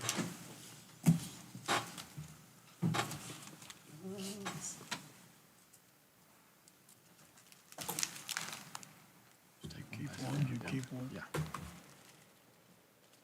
You all see that okay? And I'm passed out some hard copies. Here you go. Can you do that for me? Okay, perfect. So you all have hard copies in front of you as well. We'll make this one brief, but wanted to give you a quick update on where things stand related to the solid waste discussion we had last year, funded the new cell construction, so just take a quick look back at where things stand. Similar to the general fund, there is sort of this credit framework for managing enterprise funds, right? Again, your solid waste system is not rated by the rating agencies, but they provide, the rating agency methodologies provide sort of a good guide as to how investors, lenders, LGC will evaluate the financial health of the solid waste system. Little bit different than the general fund because it is a business enterprise. It operates under a different framework. But there is some crossover. We talk about economy in the general fund. Here we talk about system characteristics. It's, again, much the same thing in that it looks at, the service area, wealth levels, but it also looks at the size of your overall system, right? Think about you all who run businesses, right? The larger the business, the more you can handle the loss of a client here or there, or the increase of a certain expense. So economies of scale factor in, as well as condition of the overall system, right? Is the system well maintained? Does it have capacity? All of that goes into these system characteristics. Management, you set proper rates and charges. Do you maintain compliance with regulatory provisions? Because that can create large expenses down the line if you do not. Debt and legal provisions, if you do issue debt, what do those provisions look like? And then finally, and the largest piece of this is financial strength. And that's kind of where we're going to focus in on today. And this is measured a little bit differently than it is in the general fund.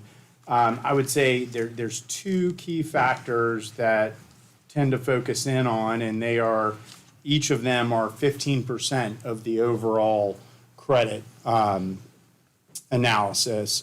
That is annual debt service coverage.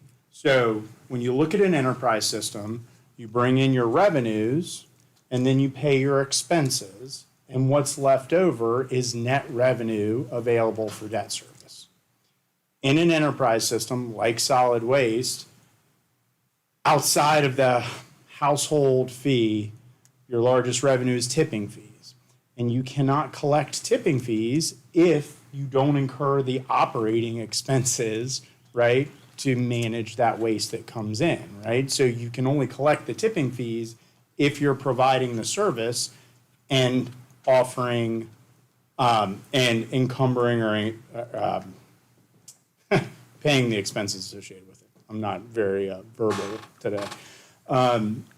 So revenues come in, you pay the expenses to get those revenues. What's left over is available for debt service. That's where your debt service coverage comes in. How much is left over, net revenue available for debt service, compared to your annual debt service payment, principal plus interest? Very simple math.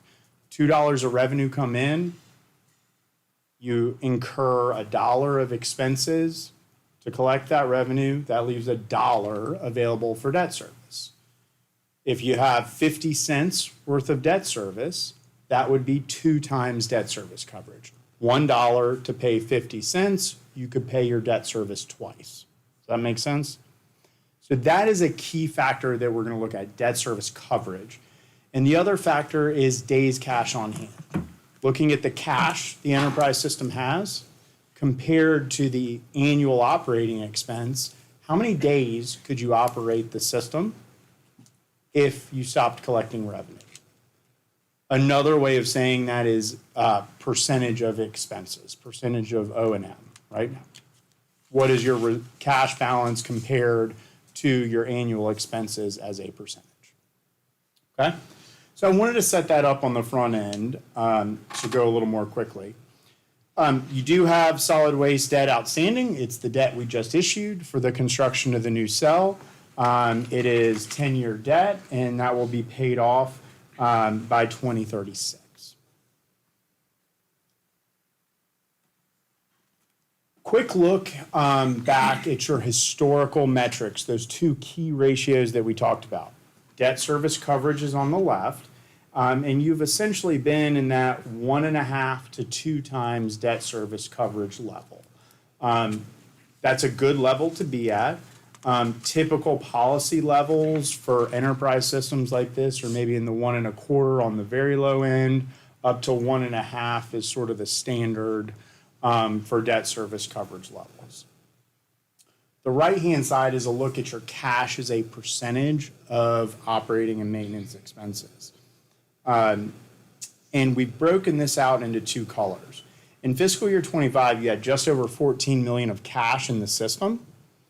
But internally, you all tracked that 1.85 million of that was for operating and maintenance, the general operating fund of the solid waste system. 12.2 million is set aside for future closure and post-closure liabilities. That is unique to a solid waste system. We'll get into that in a moment, but it's accounting for those regulatory requirements tied to the disposal of waste. So when you look at your audit, you'll see, oh, we got 14 million of cash. We're doing pretty well.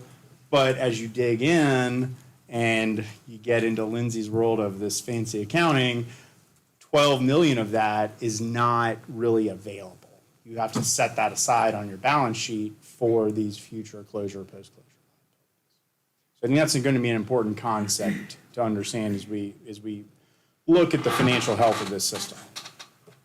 Next page is just tracking these closure, post-closure liabilities of the system. There are three main categories. Closure, so when you have an open cell, as you put waste into that cell, as you add tonnage to the cell, you are incurring a closure, post-closure, or closure liability because you are much closer to having to close that cell, filling it up, not having any more capacity, and being required by regulators to formally close that cell, manage it appropriately so that there's no environmental issues. In addition to that closure liability, there's also a post-closure liability. Period of 30 years where you have to track that cell. You know, if there's, I don't know, I'm not going to get all the fancy terms right, but you've got to measure the gas, right? It may have to be vented. As gas builds up, as the waste deteriorates, creates gas, you have to vent that gas so it doesn't create issues. Have to manage any of the, I'll call it leakage, but there's fancy terms for it, right? As it breaks down, make sure your liner is still intact and it's not leaking into the soil and ultimately the water table. So there's dollars that have to be set aside for that. And then PACA is potential assessment and corrective action. That's a EPA guideline where they say, look, you've got to have money set aside where if there is an issue during the closure process, you have dollars set aside to address it. So that's really what adds up to your liability.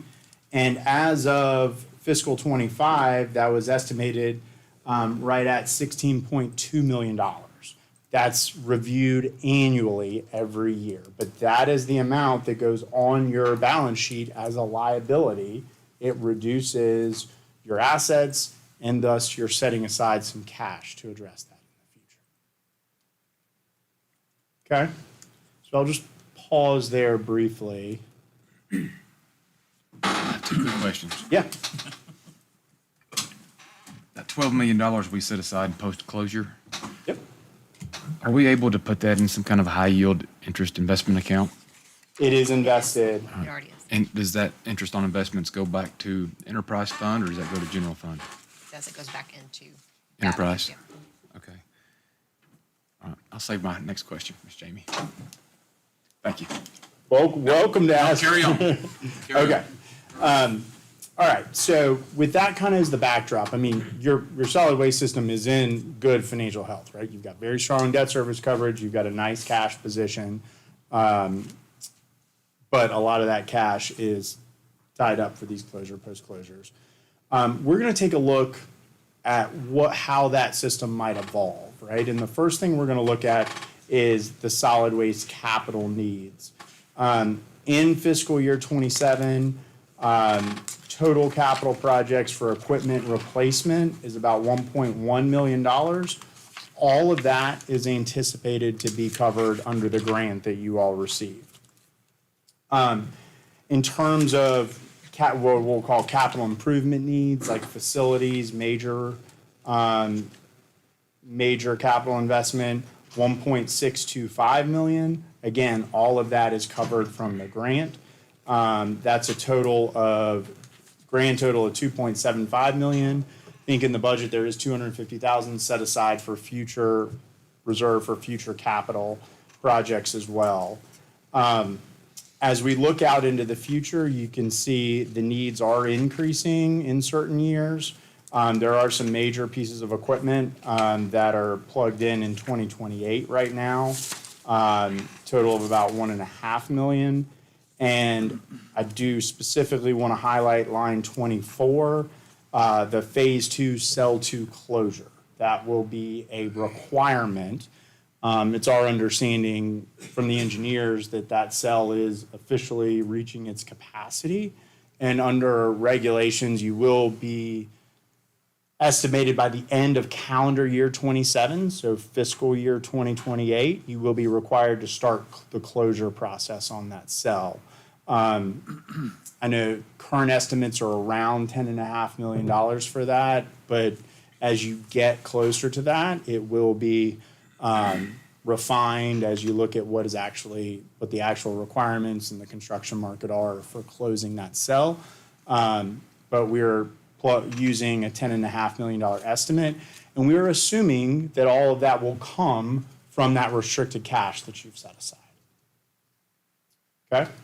In total, over this 5 years, about 4.1 million of equipment, 12.375 million for capital improvement needs, the bulk of that being the closure, for a total of about $16.5 million. The other piece that we're going to have to build into this forecast is expenditures and revenues.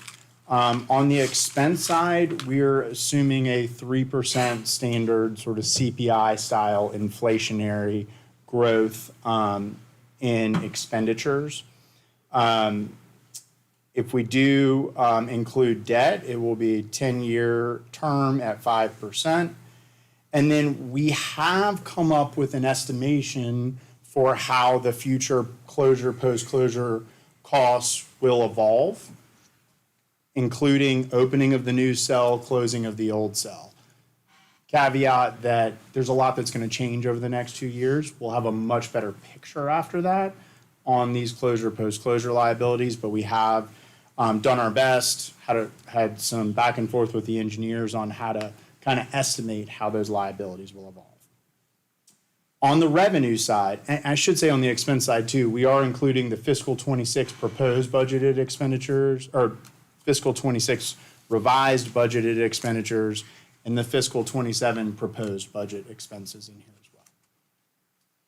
On the revenue side, 26 is the amended budget, 27 is the proposed budget, and fiscal year 28 and beyond, our baseline is 0% growth for right now. And what we're going to do is we're going to calculate how much revenue you would need, how much revenue growth you would need, whether that's growth in the system or growth in rates, charges, et cetera, to meet a minimum 1.25 times debt service coverage requirement and maintain at least 33%, so a third of a year of operations sitting in cash that's available for operations, right? Not cash within that is set aside for closure, post-closure. Okay, so very baseline assumptions just to give you a feel for how things could evolve.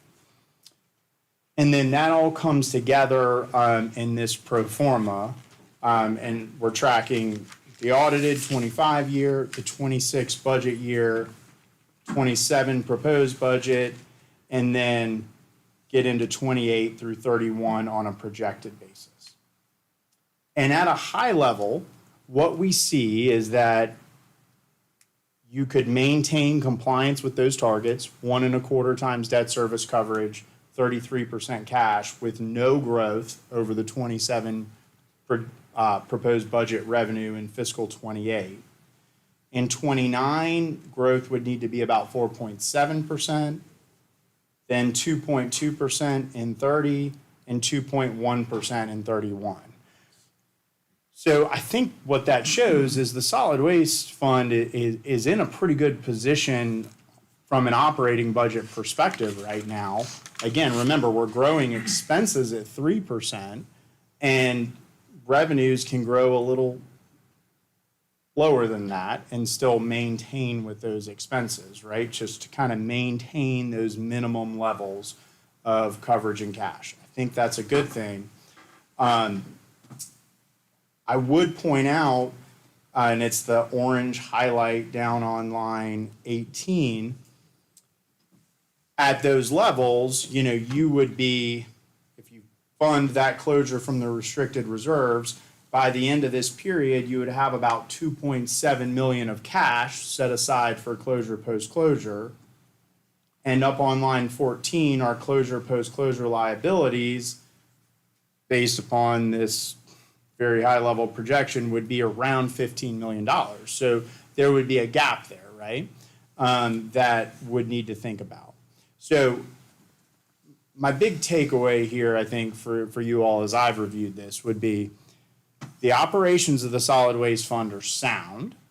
There's a lot that's going to happen over the next 2 years with the opening of the new cell, the closing of the old cell, and you're in good shape in terms of operations for the next 2 years as you work on those two projects.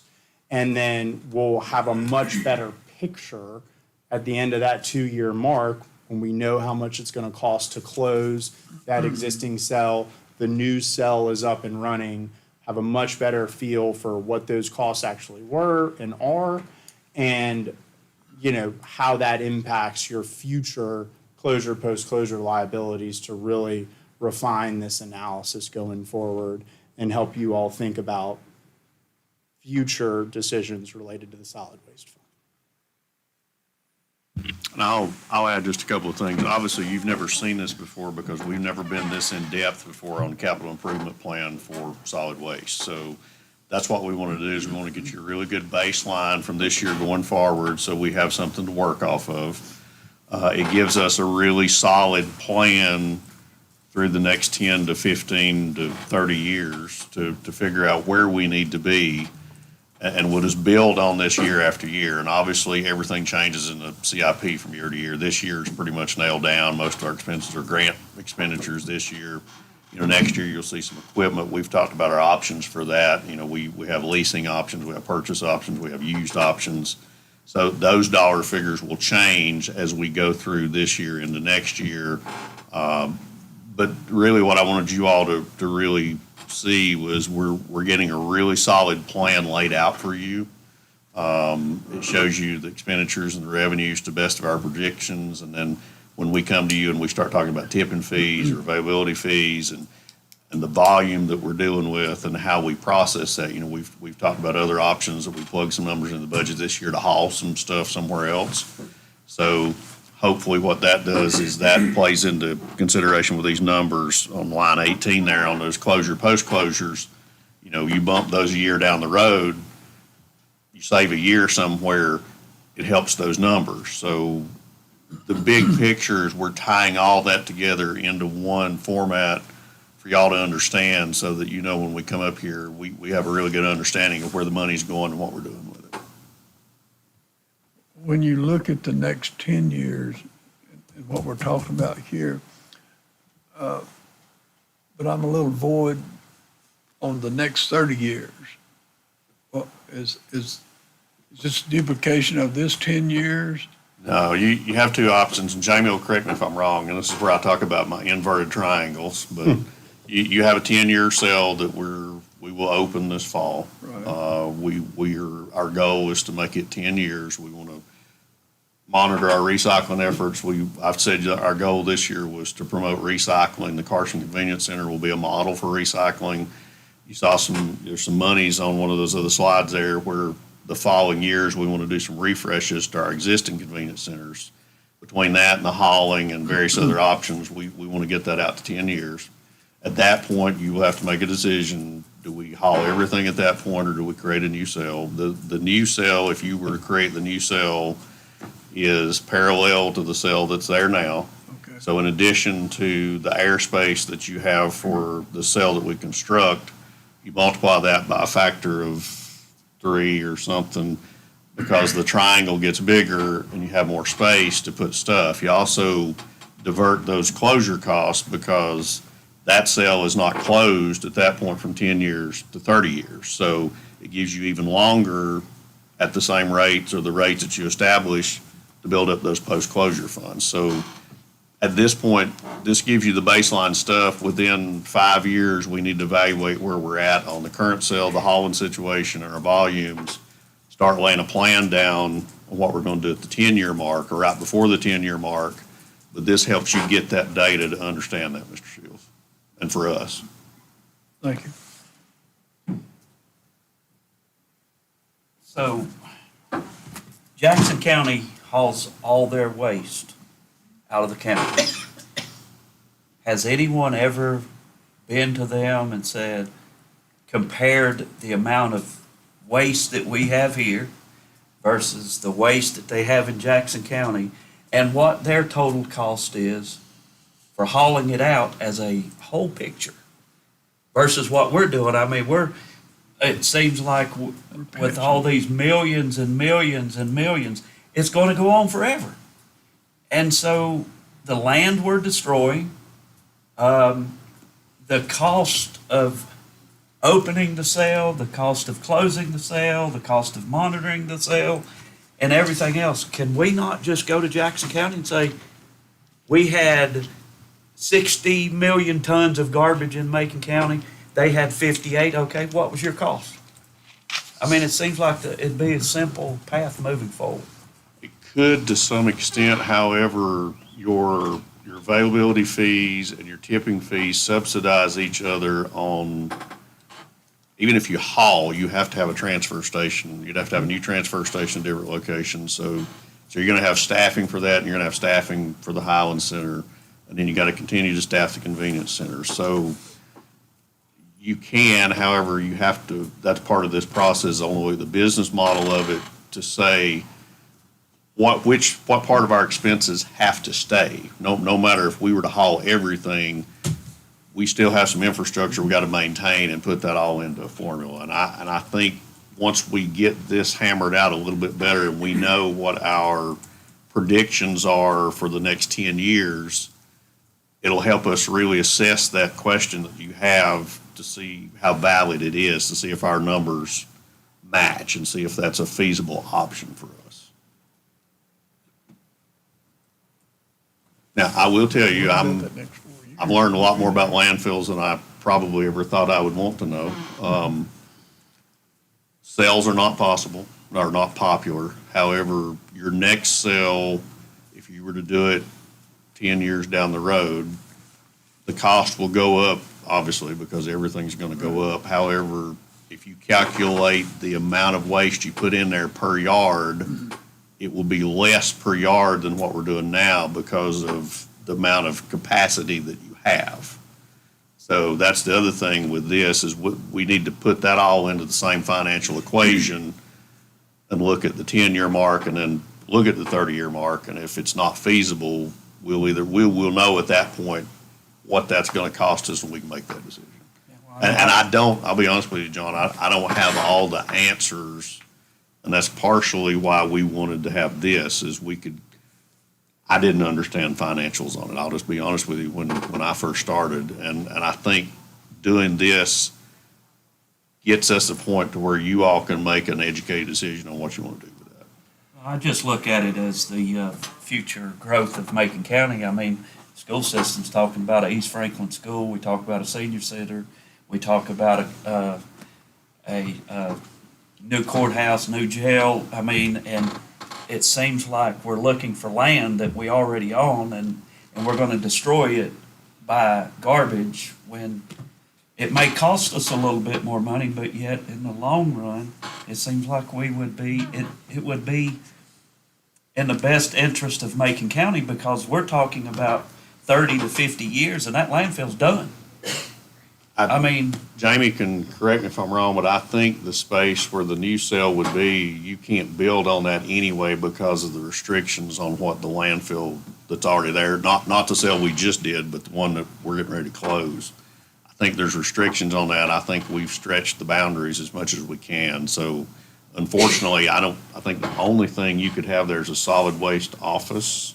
So there's certain setbacks you have to maintain from a landfill. I think McGill did that analysis, and really the only place would be near the river.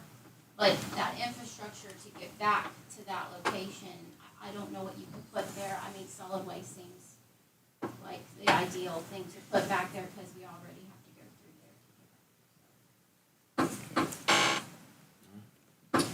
there. I will just, 10 seconds. I echo Warren's statements, like, solid waste has become very common topic around the state over the last several years. And a lot of people are dealing with this and having to open new cells, et cetera. And I've learned a lot over the last several years. But I would also say that understand to be able to do the financial side of things. But what I've come to understand too is there's a lot of the engineering side with solid waste that dovetails into the financials, that I'm not an engineer. But like Warren said, there's a lot of opportunities with existing cells and new cells that create more capacity. And when you do that, it also reduces and extends these liabilities of cash that you have to set aside. So I think that's where we go, all right, after the next 2 years, we're gonna have a lot more data on the closed cell, on the new open cell. And I think that's an opportunity to really dig in on what is the future engineering side of the solid waste system, what could that look like, and how does that equate to the financial side versus other options. Then one more question.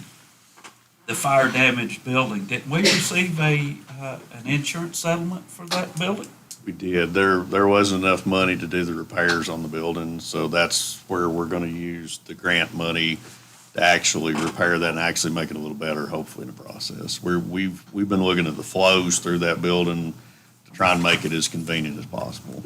So where did that, it was 400,000, wasn't it? Still, It's not still, spent. It's okay, part of the still financials, yeah. part of the, okay. We've moved Thank you, some Mitch. of it. Yes, sir. All right, let's take a brief All good, Mitch. 4 or 5 minute break. Macon County Schools are up 5 next. minutes to make. Thank you, Jamie. I wanted another cup of coffee, but that might be a bad idea.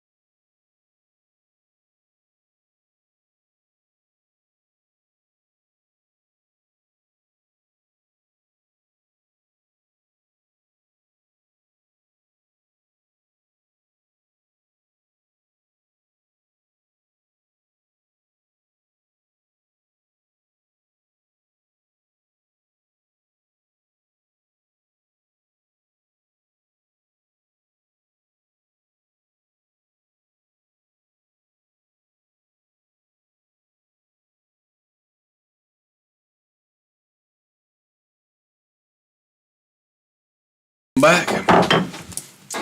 Here we have Macon County Schools, Ms. Laney Ledford and Josh Lynch. Welcome. Thank you. Thank you. We appreciate the opportunity to be here to present to you and to explore and explain the needs of the Macon County school system. So in the essence of time, without further ado, I'm going to turn it over to Laney. All right, we'll go ahead and start on the 26-27 local current expense proposed budget. First, we'll go over an overview. We'll talk about the legislative budget requirements of public school units, then go into funding sources, the budget projections for 27, and propose local current expense budgets for fiscal year 26. The legislative timeline, proposed 26-27 budget to the board and superintendent by May 1st. By May 15th, that has to come to you, the county commissioners, and then board approval of the budget resolution for 26-27 for the county commissioners by July 1. Next, looking at the funding sources and revenue sources, we have state, so Fund 1. The revenue source is the state. We've got local. Fund 2 is our local current expense. Fund 4, capital outlay. And Fund 8, other restricted fund. The corresponding revenue is Macon County and miscellaneous revenue. That is your fines and forfeitures and timber sales for Fund 2. For capital outlay, that is the county as well. And then Fund 8, our other restricted fund, those are local grants and Medicaid. Looking at federal, we've got Fund 3, that's your federal grant fund, that's funded by the government. And Fund 5, school nutrition, USDA. Looking at our 24-25 fund breakdown, 24-25 is our last full year of current expense. Right here, we're looking at 64% is funded by the state, 20% local, 5% of the budget is federal, 2% capital outlay, 6% school nutrition, and 3% other specific revenue. Taking that 20% sliver in local, for 26-27, 60% of the budget is in salaries, 11% in utilities, 6% in central office, 5% local supplement, 4% maintenance, 4% technology, 3% athletics, 3% insurance, 2% schoolhouse, 1% transportation, and 1% charter schools, is what the 26-27 budget breakdown is. Looking at budgetary projections, for 26-27, the salary increase we originally had projected a 7% and a 5%, but then we got the news from the state, so we made these changes to reflect those at 8% for certified. That will be state mandated if signed on July 1. Projected 3% classified raise. For benefit increases, we kept FICA the same at 7.65%. Retirement increase from 24.67% to a projected 25.5%. Hospitalization increasing from $8,500 to $9,000. Utilities, we projected a 5% increase from a 3-year average. And all other expenses, all other operating expenses based on a 3-year average, and then looking at 25-26 actuals through February. Looking at the positions. So these are the current positions we will have, or we have on our 26-27 budget as of now. We've got 4 directors. Most of these right here do not have state allotment, so we cannot pay them out of a state allotment. So these are on local. We've got certified staff. We have 37 teachers. That's up 7 from last year. We had 30 last year. Guidance counselors is up to 3. That's an additional 2. And media coordinators is on here for 1. That brings that total to 41. Our classified employees, these are your bookkeepers, your data managers, your receptionists, clerical, HR, data coordinators, your office support, your finance support, your technology, your TAs, transportation, board members, maintenance, and custodians. Bringing this total positions on local to 107.95 on local for 26-27. Coming into the maintained budget, 25-26 revenues to maintain will be the $9,816,628 that we're receiving this year, along with the local supplements. We received $579,477.14 this year. So we would have to maintain those revenues at $10,396,105.14. The 26-27 projected revenues, county appropriation, the landfill fees, at $86,228.40. We've budgeted for fines and forfeitures at $160,000 and timber sales at $40,000. For projected revenues at $286,228.40. So combining those revenues, we're looking at $10,682,333.54 in 26-27 revenues.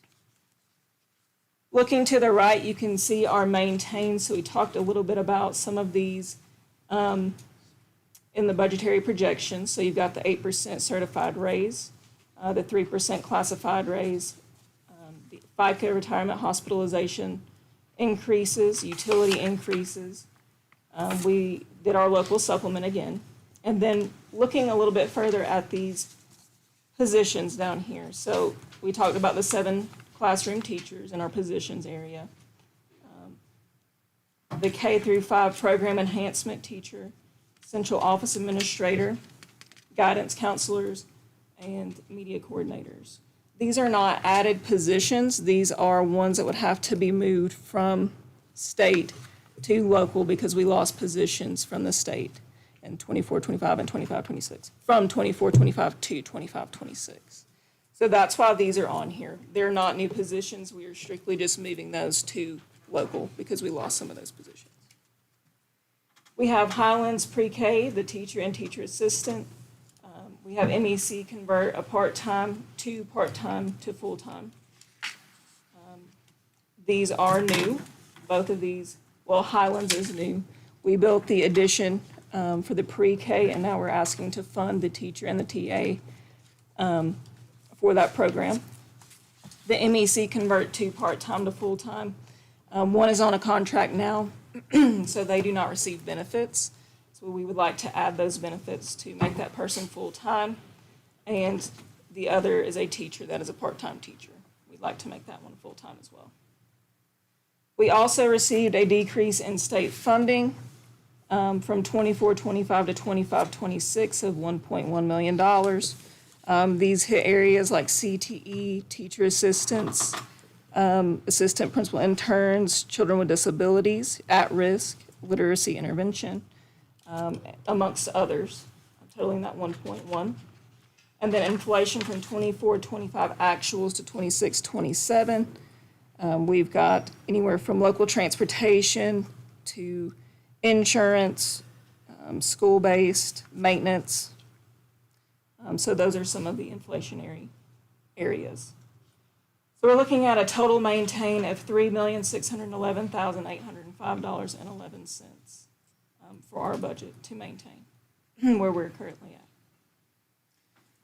When you put the revenues to maintain, add the projected revenues, and add in your total to maintain, we would have to ask the county for $14,294,138.65. Looking at the 26-27 proposed county budget total, this would be around 21% without capital outlay and debt service included in those figures.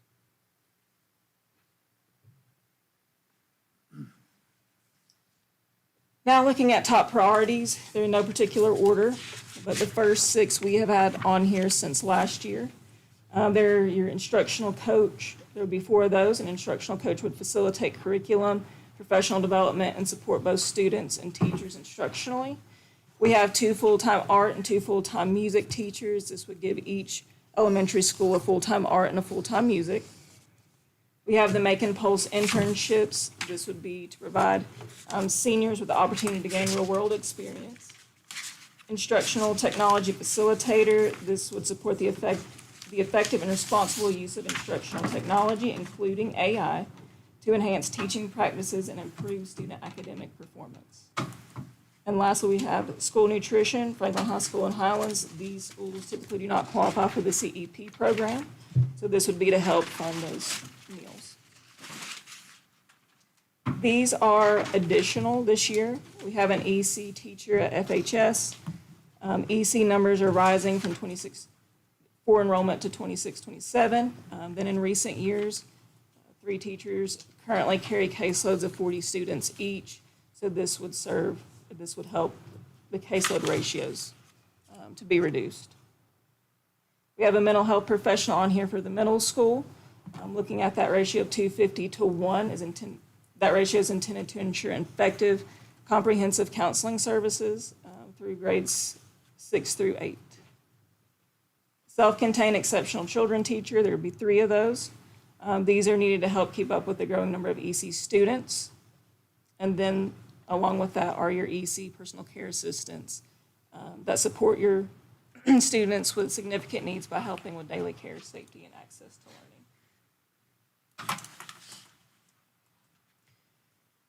You can see the top priority with the corresponding figures there. So total top priorities would equal $1,474,860.99. So when you combine the total to maintain and the total to fund top priorities, you would come to a total of $15,768,999.64. When looking at the proposed county budget total, that would equal 23.17%, excluding capital outlay and debt service.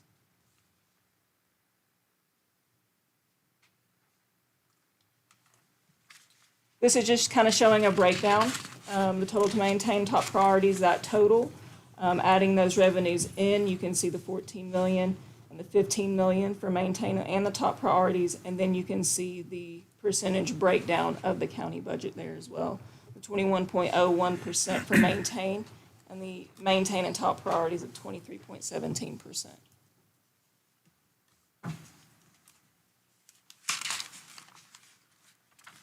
Looking into the future, we have some new facilities, or may have new facilities. Franklin High School for sure, and then with a potential East Franklin Elementary. These would have an operational impact, meaning increased staffing needs with teachers, TAs, and custodians, higher maintenance costs, utility expenses that'll be increased. And while we may see an ADM growth from state funding, it may increase state funding, but it may not offset the full staffing of those schools. So an ongoing reliance on local funding would increase. And you can see over to the right, we have our 26-27 maintain at $14,294,000. And then when you add in a future operational impact, what that figure is 12 teachers at $889,000, 5 TAs, 9 custodians, maintenance cost and utility costs there to bring that total to $1,779,000. So the future maintain with those operational impacts would be around $16 million. And when you factor that into the budget, you would see a 2.62% increase using 26-27 county budget totals.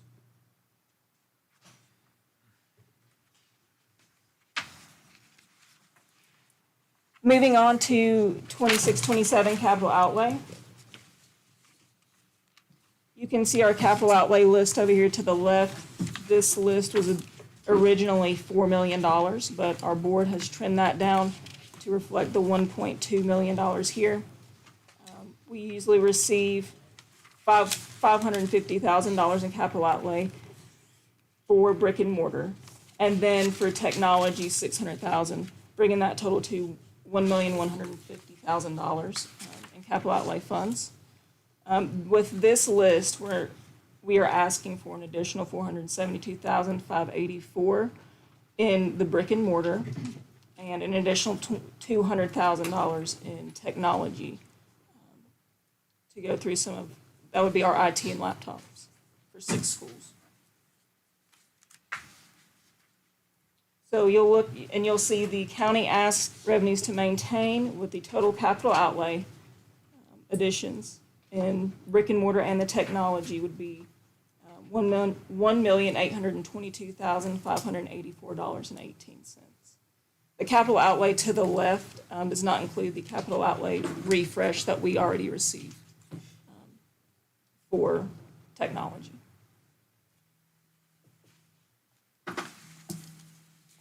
Next, capital outlay pending top priorities. We're looking at East Franklin for a new school. It's around $36 million.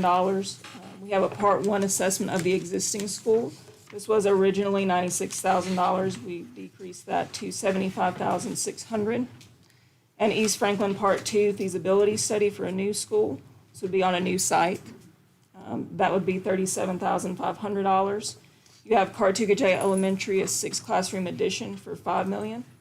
And Highlands Athletic Field at $1,450,000 with the assessment and feasibility study to be determined on those costs. Looking at $42,826,100 in capital outlay pending top priorities. I do want to note that if we were to move forward on an East Franklin, that the Cartuga J Elementary classroom, 6th edition classroom would come off. So we would save around $5 million there, bringing that total to $37,805,400 capital outlay pending top priorities. With that being said, are there any questions?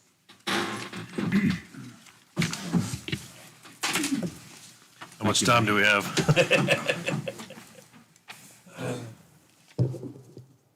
Seems like Highlands, soccer field, those type areas are still out there. We were talking about them the other day. East Franklin, new school, property, things like that. Where are we with that research? So first off, with the East Franklin, we would be setting ourselves up to be able to apply for the grant the next school year, basically. The 27 year is when we would have the new grant cycle come through that we could actually apply for that. So in the meantime, we have to do the facility assessment and things of that nature to be able to determine, are we able to renovate or are we looking at a brand new rebuild? And that would be able to determine, okay, what is the direction that we need to go? And then from that, if we are going to do a new site, then we would need to determine what properties, are available for Macon County schools, either county-owned or, other properties that could potentially be looked at. But we have not crossed that bridge at this point. Our liaison committee would like to meet very soon to be able to start, the timeline moving forward so that we can set ourselves up to potentially receive the grant once again, once the grant cycle is open for us. One other question. Going to Walgreen, going out like you're going to Southwestern, you got a new development out there. Mm-hmm. Big hole in the ground, something's going on. How do you process a school district, or how do you, are they, is that family, or what, does anyone know what that development is going to be out there? Is it going to increase the student population, or we're going to have to change districts, or is East Franklin going to become obsolete before it's even built or finished, if a new school? We don't know what that is out there. Have you heard anything? Isn't that I have, It's apartments. Well, It's apartment. So is it, let me ask this without being rude, is it senior apartments or is it apartments for family apartments? But I would think think that it's- would be regardless of what it is, it's gonna be a part of that study that they would do, is they probably would look at that area and say, is this children, where would they need to go? But that would be down the line. And I'm assuming the And new so- East Franklin school, the idea is for growth. That's why you're taking Absolutely. out the Cartuga J. yes. So, I mean, there'd be a factor in there. We would growth. redistrict throughout the entire district if we're able to, well, either way, we may have to redistrict. If you bring on an apartment complex of that magnitude and you potentially have students, currently they would be zoned for Cartuga J. And we know that we have ran out of room there, so we may have to look at redistricting. But if we have an East Franklin and you plan for future growth, you build it larger and you take off all the other elementaries, move them more in closer to town so that you can have room, and you don't have the overcrowding at your other sites. But that would be definitely a study that we would engage in, and do some long-term planning just so that we are setting our students and our schools up for success. When we talk about doing these studies, is there a beginning date and an ending date? With our people that we were working with the other day, that assessment and things like this, is when are we going to look at this problem, East Franklin problem? We're already looking at it. Yes. So we have internally looked at and deemed, East Franklin, that it has really served its time. It's done a fine job, but there's just no more room in the inn. The infrastructure is not adequate. We're constantly having water issues, septic issues, things of that nature. Tracy can speak more about that with he and his men who are constantly there on site, just mitigating the day-to-day activities. So once we are able to begin the formal process of applying for the grant, that would be the initial step, is to see the feasibility of that current campus and the building and the infrastructure. And based upon the rating and that determination, then we would be able to make some decisions. We're either going to stay on campus and we're going to try to mitigate, or we really need to almost abandon and build a new site. And with us positioning ourselves well for that needs-based grant, I think we will be in great standing. We learned a lot off the Franklin High School build. And so we really kind of know what we need to do to meet the metrics in order to be awarded a grant that will give us opportunity and growth, as well as future growth. In our meeting the other day, the gentlemen, they were there talking about the Highland situation. Seemed like we stalled. It's always the same conversation. Where is that at now? So they had provided multiple options for our board as well as commissioners to be able to consider. And I think before we get ahead of anything, our two committees, liaison committees, need to sit down, really review it, do a deep dive, and understand, potentially what is there, what are the options, so that we can really get a good feel as to the direction that we need to go to bring back to our boards for a recommendation. And I don't know what that will be at this point, but I think the first thing on the calendar would be to get a committee meeting together to do a deep dive. And that has already been in works. And we do have a calendar date for that in July. Some options, yes.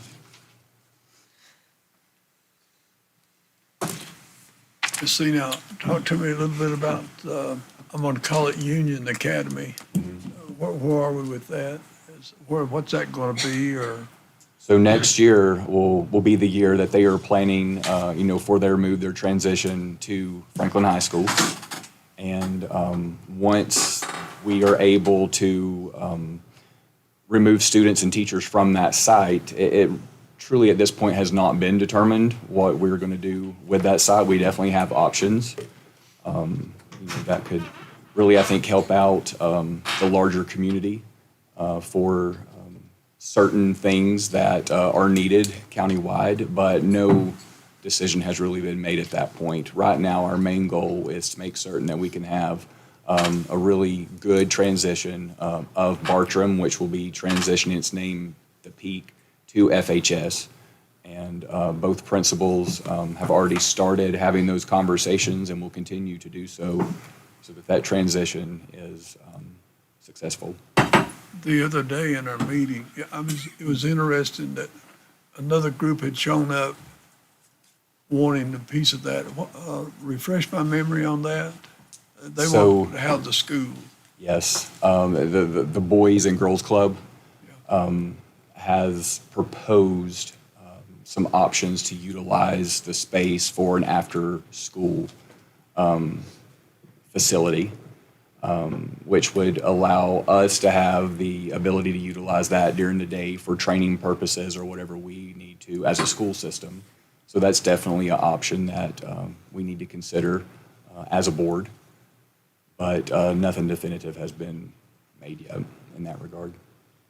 My observation is you've got a good working relationship with a lot of people and your liaison people and Mr. Talent there, they keep us right on mark.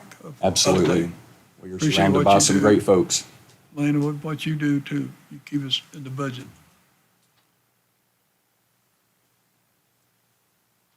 So let me ask this so Commissioner Cheryl doesn't have to.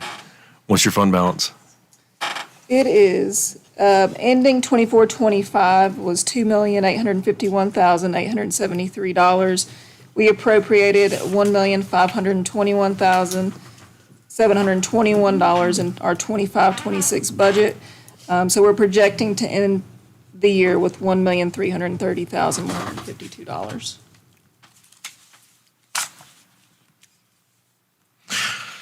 All right, let's go back to the list of. So over to the right, you've got your raises. Where's your FICA? 'Cause there's an increase there, but there's no number. We didn't have an increase. We kept it the same for our budgetary. I thought you said there was an increase, so I apologize. So as we go on down through here, those 7 classroom teachers that we lost from the state, what were those teachers? So we had 3.5 in classroom teachers. That's our 001 allotment. We lost, yes, that was reduced by 3.5. We had 1 in K5 and then 1 in instructional support personnel. The others, we usually range. I think last year we brought 30, but we ended the year with more. It's usually around 30 to 35. So that's why there's 7 instead of just the 3.5 that are coming from positions that we lost from the state. So explain how do you lose the position? They just say, we're not going to pay for that position, or? It's just a reduction in that allotment from the state. It could either be based upon ADM, it could be state funds that are being earmarked or reverted to another pot of money, somewhere within the state that it just reduces that initial allotment. But overall, it was it was a reduction in the number of positions that we received. Okay. So the K-5, central office, guidance counselors, media coordinator, those are all current positions. Yes. Yes. Yes, we have those currently. Those are not additions at all.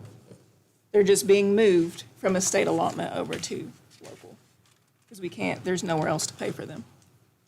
So this maintained figure is our bottom line. It's what we are hoping to maintain so that we don't have to make some really vast, deep decisions regarding personnel in order to keep our current level of support for all of our students. Okay. So Highlands Pre-K, teacher and teacher assistant. Just in my first glance, my opinion, if you go to the next page, which you don't have to, those top priorities, I mean, you're talking art teachers, music teachers, EC teachers. I don't know that there's any requirement for us to fund a pre-K when you're talking $117,000 there that could be used. Just in my opinion, I feel like those priorities maybe are a little off there. I know we built that pre-K, or this commissioner board paid to have that done, but funding that over some of those other teachers that's questionable for me. My big question or my big issues are the decrease in state funding.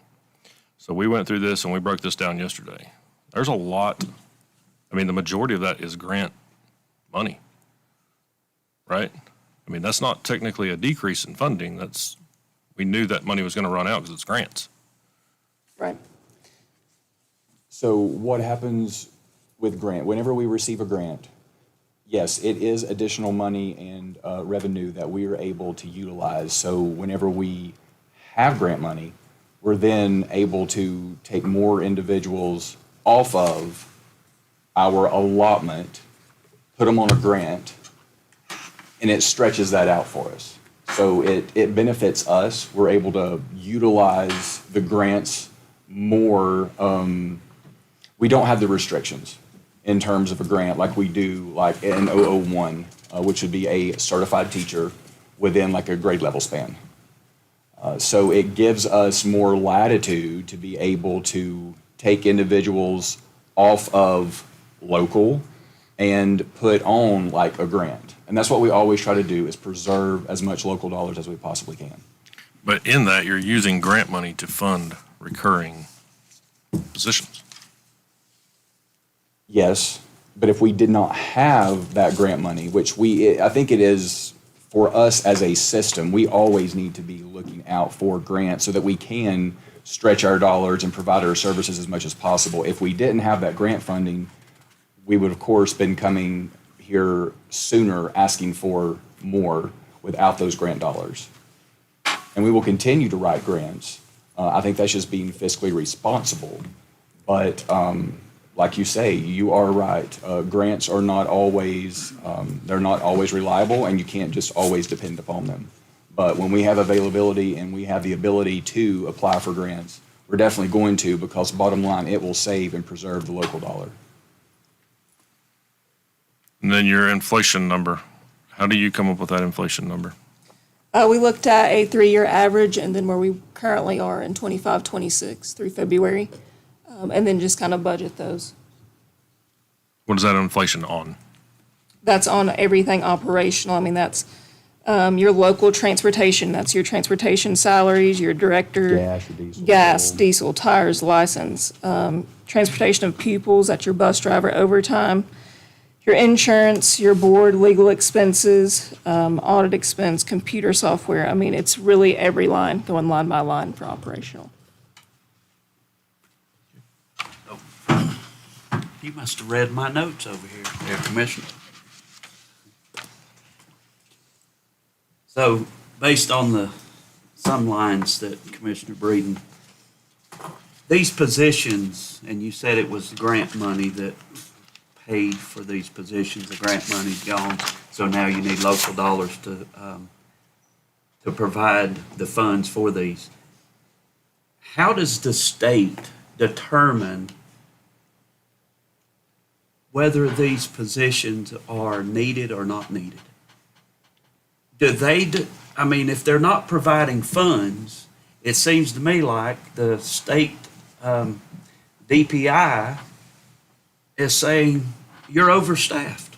You don't need these positions and we're not going to fund them. And the only way you're going to get them funded is if you get a grant or you get the local commissioners to provide the funds for those.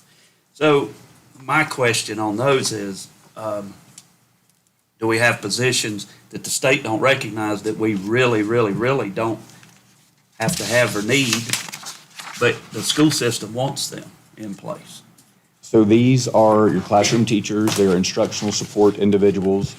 The state does give us restrictions, like we have K2, or K3 rather, classroom size laws. We cannot exceed a certain number within a certain classroom, and they differ from K through 3rd grade.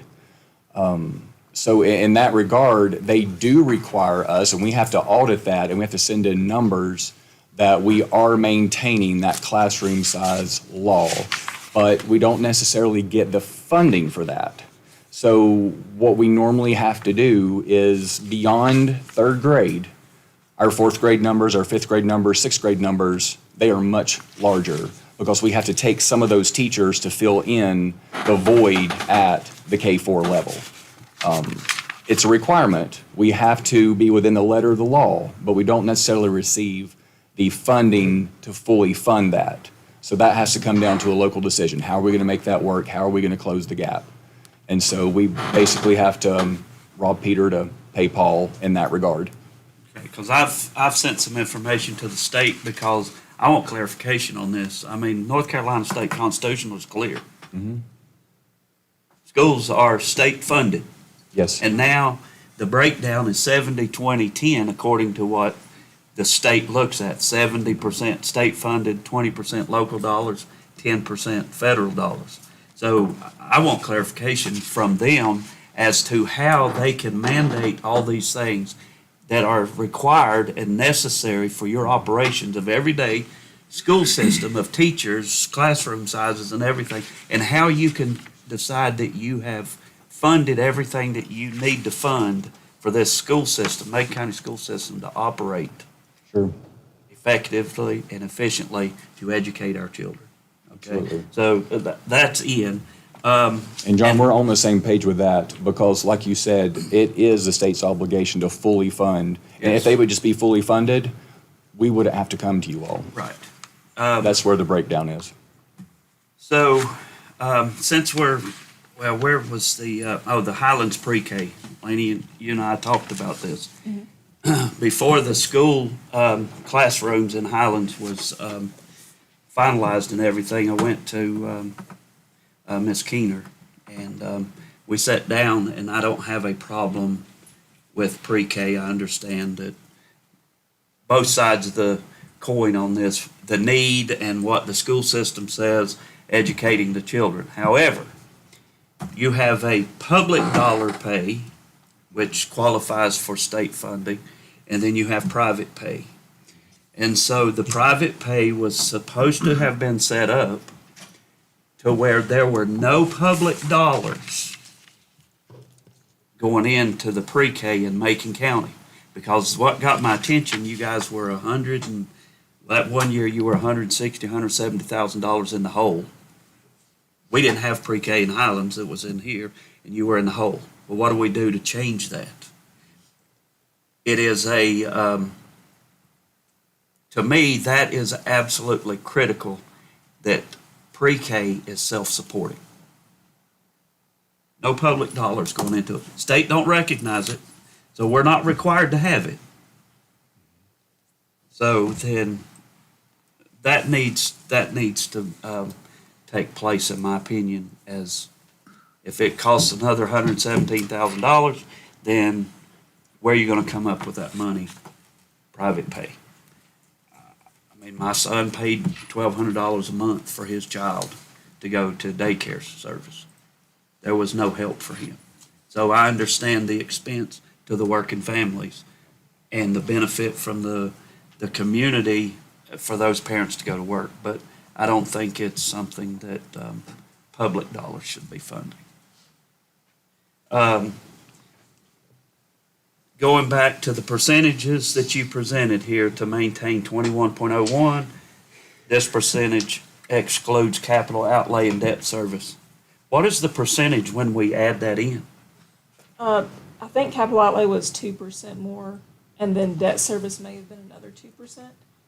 So that would be around 25, 26. Now, what we're paying now for the new high school, the new expansion from Highland School, how much did we just send in for the first payment of the? It's general fund dollars for the 27 budget for debt service, which includes the high school, is $2,003,272. Okay, so when you factor, so the payment on the high school was $9 million.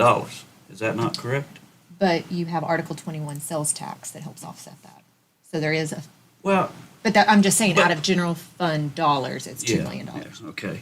So when you add it all up, I mean, it's real money.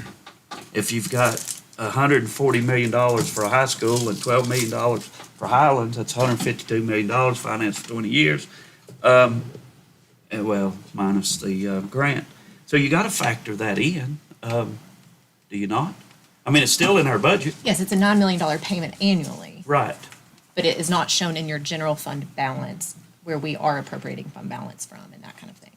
So our budget of $68 million Does not include does not include. the entire 9 million payment, no. It only includes the $2,003,000. Okay.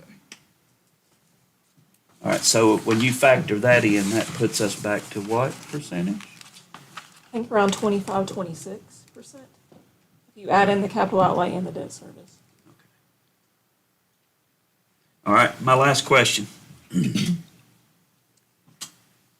What does the Macon County school system do if the state don't fund your needs, The county does not have the funding to provide the funding for your needs, and the federal government don't have the money. What does the school system do with the shortage of the maintain? Because you don't have taxing authority. So what do you do? I mean, how do you break So, even?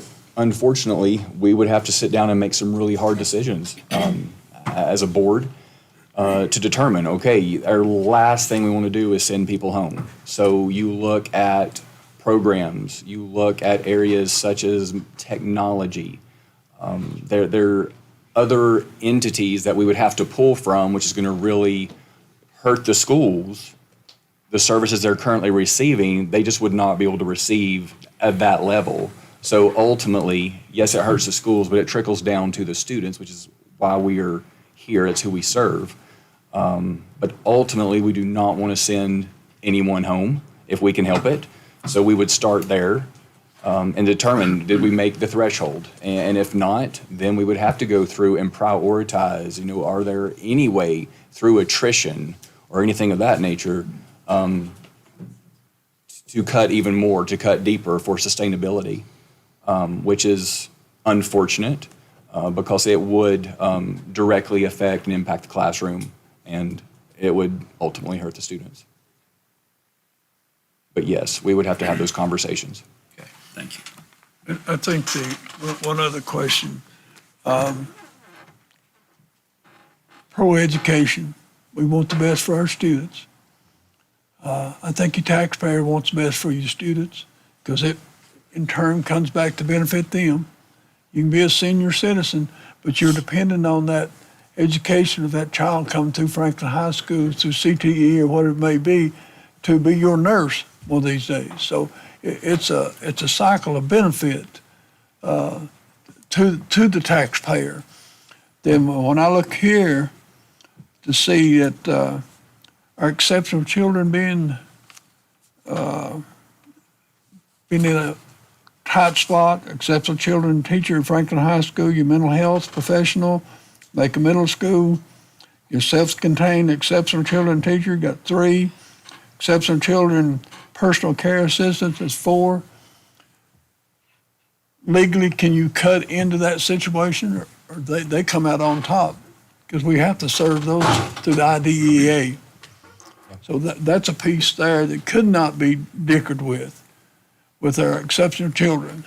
And with EC, we have to, it's called maintenance of effort. We have to maintain a certain level of support and care based upon what we've already spent out and based upon our student population, which is continuing to grow. The needs are great and they're vast. And I know you all had mentioned pre-K. One thing that pre-K does, it identifies students really early on, and it provides for kindergarten readiness. But a lot of our pre-K students have intense support at 3 years old, at 4-year-old, that we are able to identify and help have a plan of action to help support them so that they can be successful as they progress through our educational system. But yes, you're right. We would not be able to do much with that. I think our pre-K also assists us here in Macon County with employees being able to work. If you can talk to parents who have pre-K age students, they would be working, but they've got to stay home with their children. And so it's an economic problem too. It's economic. It's also a retention and a retainment tool. Right. When we have individuals who want to know, do you have a pre-K, and knowing that their child would be able to be at one of our school sites, it rests their mind, and we're able to conduct, transportation pieces, things of that nature. So it really does come full circle, but it does help us recruit as well as retain really highly qualified individuals to put before our students as teachers. So there's a certain degree of legal responsibility and ethical responsibility we have to our community. And in my opinion, if your community is educated, you're an attraction to tourism. You're attracting the people coming here to live, whether you're a senior citizen or not. We want to be a prosperous community serving our young people. If we don't serve these young people, these young families, we're just going backwards. That's just my opinion.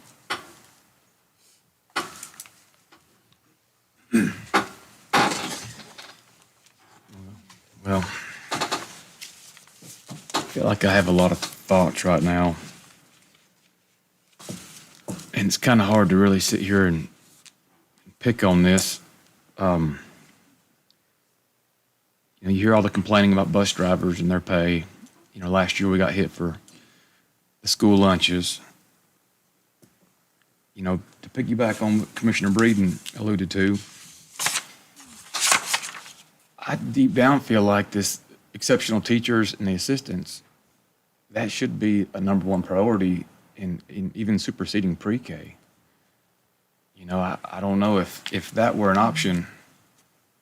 I think that's a top priority, hands down. I mean, mental health's important. I don't know. I feel like my problem with our budget, and I'm struggling with that, to be honest with you. Mr. K proposed cutting out an ambulance, several vehicles, and we've cut our budget down to where we're treading water, and water's coming up to our nose. And I'm really kind of counting on this quarter-cent sales tax, and I hope the budget that was presented really kind of paints the picture to the public that, there's a major deficit with this school system, a major deficit within the county, and if we come out here and raise the mill rate 1 or 2 cents to only capture the school, I don't think the quarter-cent sales tax passes. And then we'd probably have to raise them again next year if it doesn't pass, and it's like you double dip. And you saw the fire departments, so essentially somebody in the town of Highlands gets a tax increase from the town, the fire department, and then the county twice. It's 4 increases in less than a year's time. And I think that's my struggle here, because we're scraping the barrel. I think you guys are scraping the barrel. I look at Tracy over there and, his maintenance staff.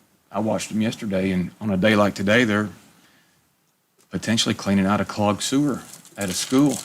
And if anybody's ever been in a manhole with sewer, a bunch of kids, it's, those guys need money. And based on what I can see on here, they got a 3% raise. Is that right? And it's just hard. You sit here and look at this, and I don't have the right answer. I wish we had a magic pencil. But I think about that quarter cent, and, we're pulling, in our proposed budget, what, $1.1 million, $1.2 million? So I was going to remind the board, obviously, typically, we don't move money out of fund balance to do capital. Typically, the $1,150,000 we do for the school, we typically pay out of our operating budget, which is what we call our pay-go capital. So you earn the revenue that year and you spend it that year. This year, because of the other increases we had, I couldn't make that work. Your only option to fund that $1,150,000 was to either fund it out of fund balance or to do a property tax increase.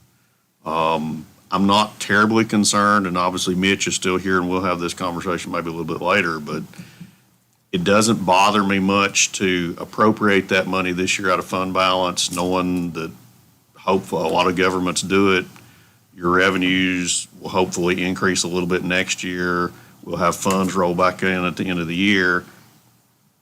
On paper, it could be a wash, because a lot of governments will appropriate it and never spend it because the revenues catch up. However, you want to be very cautious with that, because at some point your revenues may not catch up. And yes, essentially we are paying for capital out of fund balance and using that excess money to cover operating expenses. Even though on paper you're using that to pay for capital, you're covering ongoing expenses, recurring expenses. So you just want to be very cautious with that. Mitch, like I said, later on, he will tell you that's not necessarily a problem, but it's something that you want to be very cautious with. If you want to look at any of these other dollar figures, as far as how you're going to generate this revenue, if you're not going to do a tax increase, if you want to get to a number somewhere. I guess the other question I had those, I know the legislature was bouncing those percentages around on those raises. They haven't hammered that out 100% yet, No. correct? We're still Correct. in limbo on those, okay. And just a few side notes, I love to see capital. I feel like you can kind of show the community where their dollars are being spent. But I often overlook the maintenance and the cost associated with that. If you think about the Macon Middle School, we just added the gym facility, 8 or 10,000 square feet, added maybe 100,000 square feet to the high school. I love to see the capital, but there's a price tag that reoccurs with that every year, in the county staff. So I don't know, I'm struggling with this budget. Like I said, I really want to show the urgency to the public that, we don't really have a choice. Revenues have to come in, and it's going to come from sales tax, pass-through money, or it's going to have to come off, the backs of our community, and I think that's kind of where I'm hung up right here. So. And let me add one thing to that. We do have a team that's working with the one quarter of a penny sales tax at this time. And we're going to be moving out in the community to market this idea. And hopefully, you're looking at $2+ million that could go back into our revenue pieces there. And overall, you say, well, that $2 million versus 68, it's not, but it's a piece back in there that sure can be an asset when you get in these hard places like that. I want to say thank you to the school board for their supporting this. I see Mr. Breedlove back there somewhere. Thank you, Jim, for being on this team. But we hope that the team does, that when we look at this quarter-cent sales tax, it's bringing in $2-some million for 1/4 of a penny versus 2 cents trying to bring that in through your local property tax.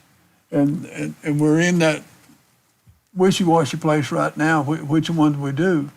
And I just hope the voters see the value of the 1/4 of a penny sales tax and that money going into the pot instead of increasing our property tax 2 pennies. I'm a property owner too, and it's tough.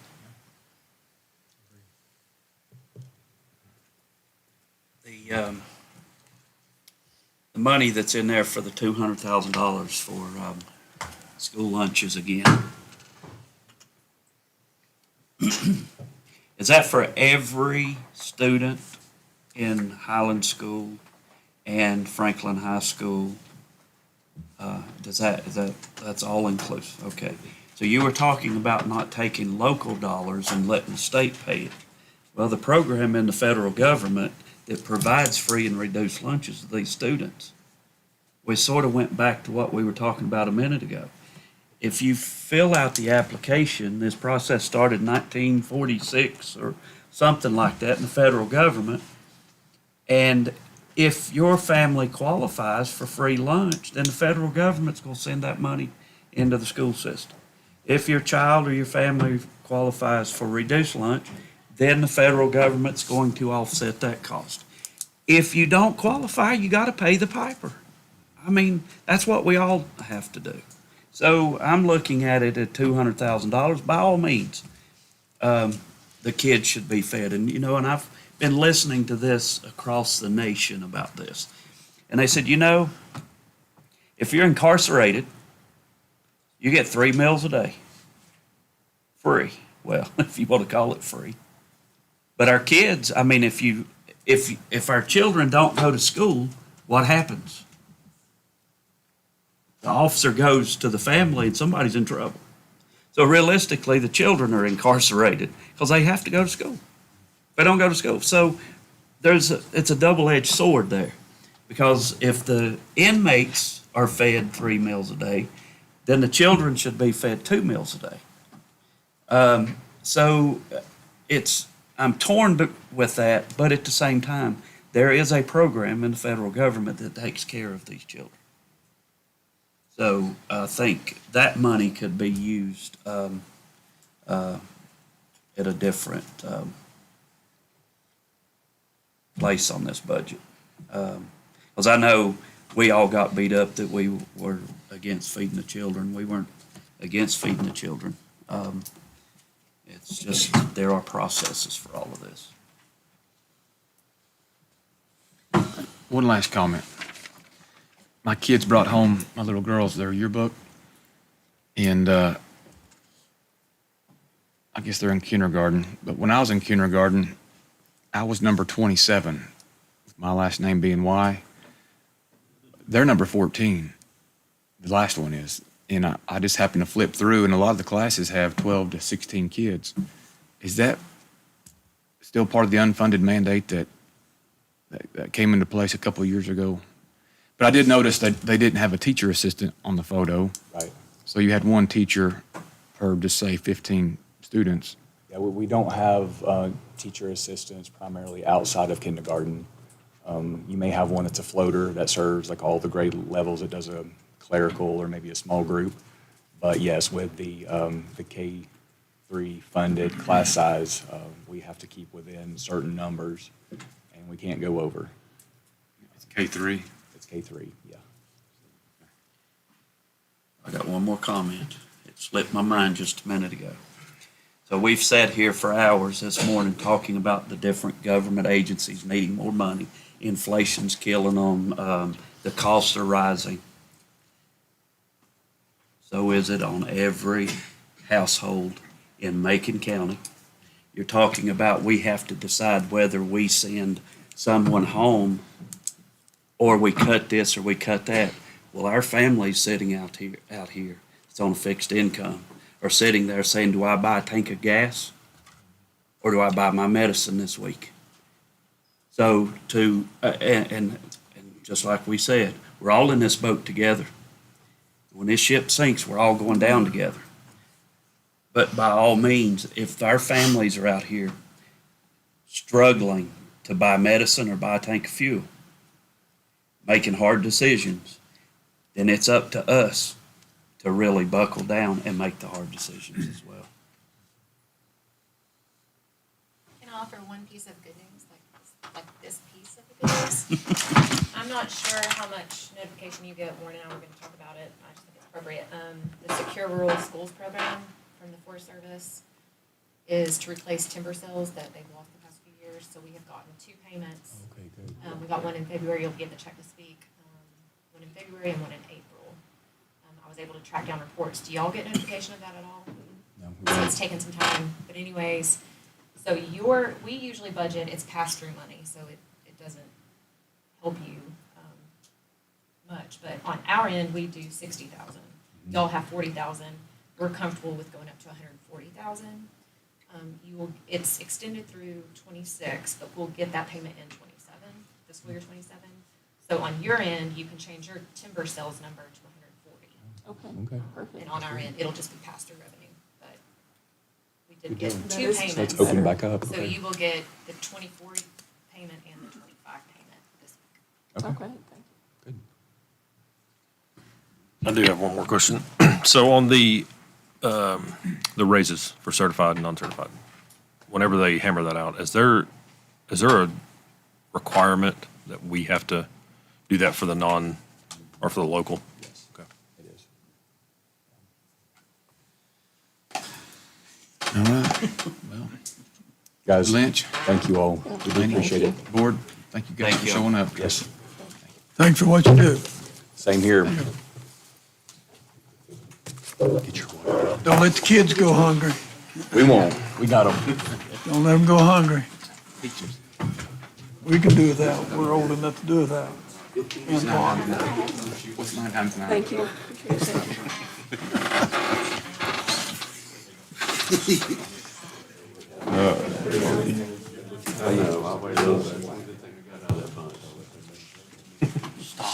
Very honest way. Okay. I'll blow kisses anymore.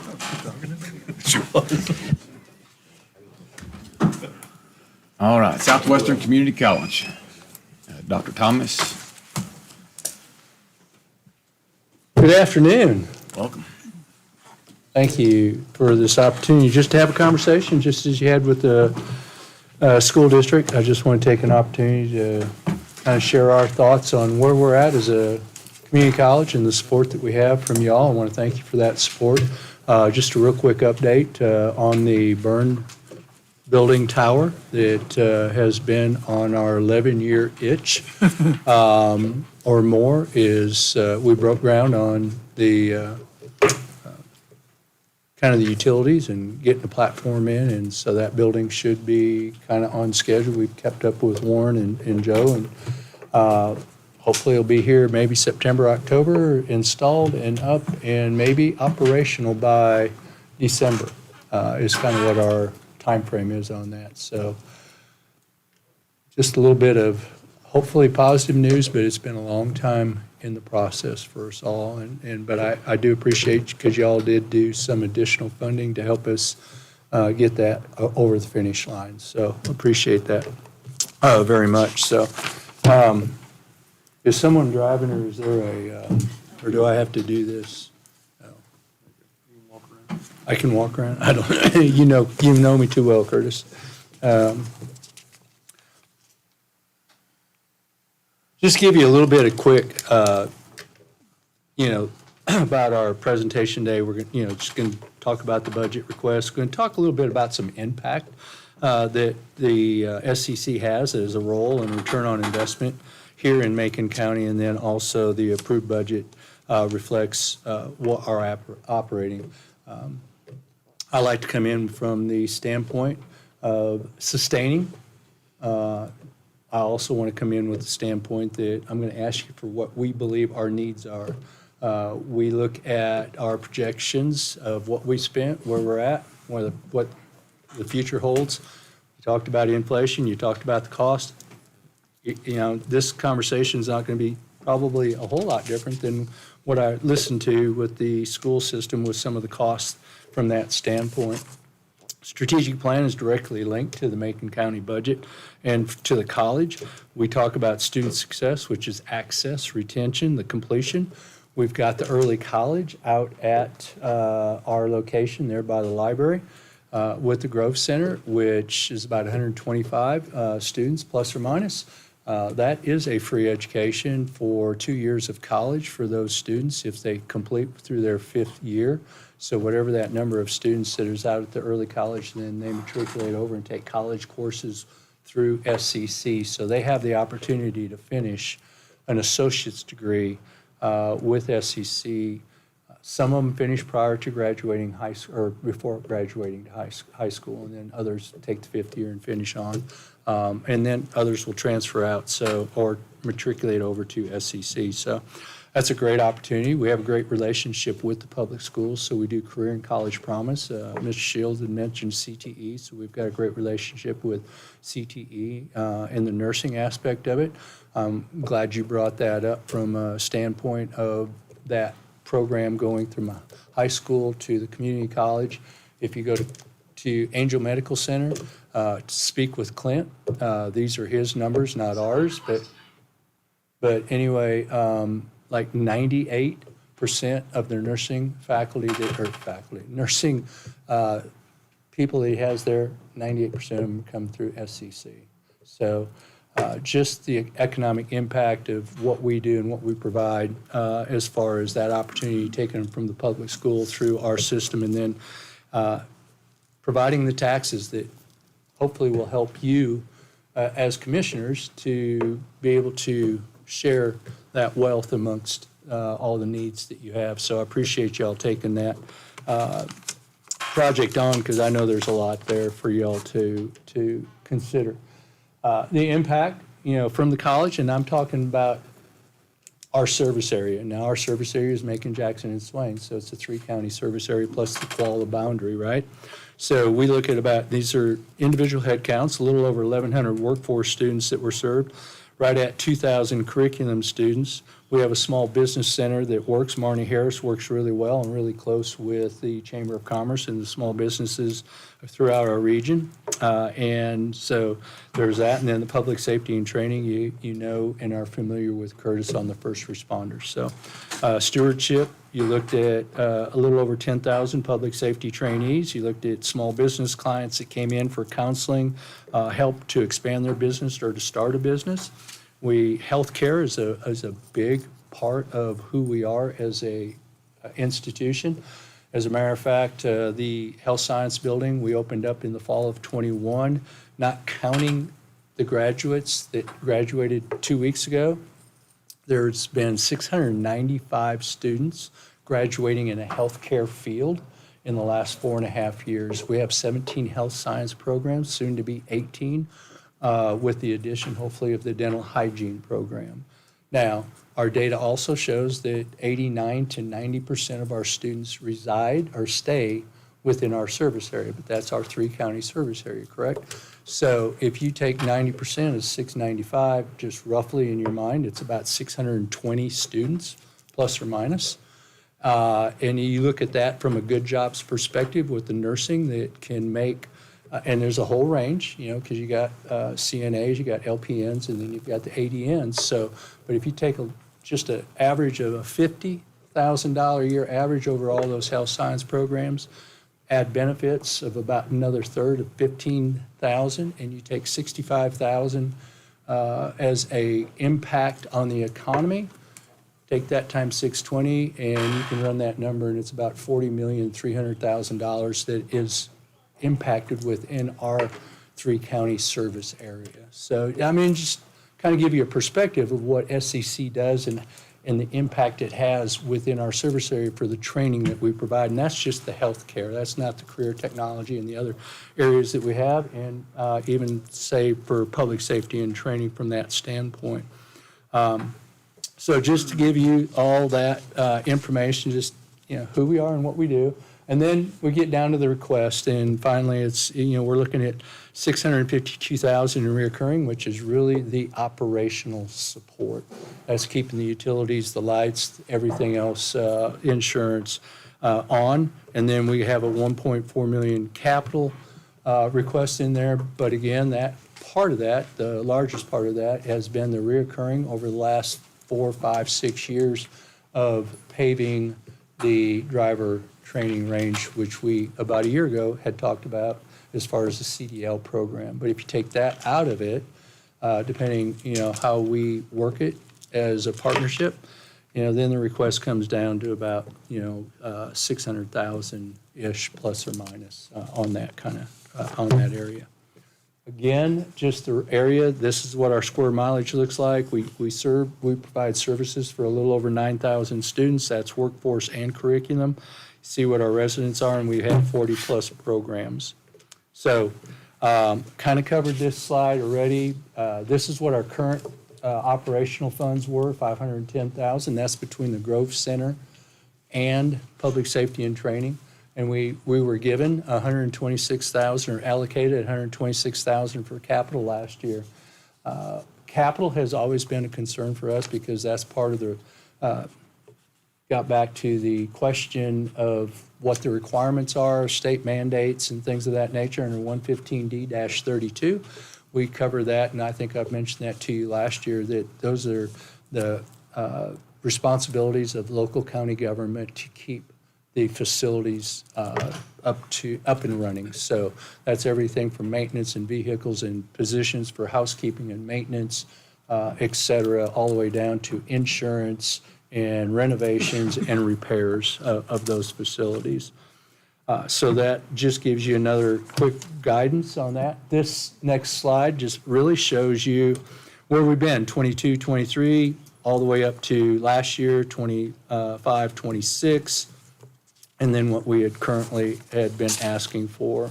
So there's the operating expense detail from, you heard the school system mention that the General Assembly is looking at additional pay raises. We have, I think, 2.5 positions on our schedule right now. Thank you for allowing us the full-time position for the Grove Center. That has been, has worked out really well overall for us.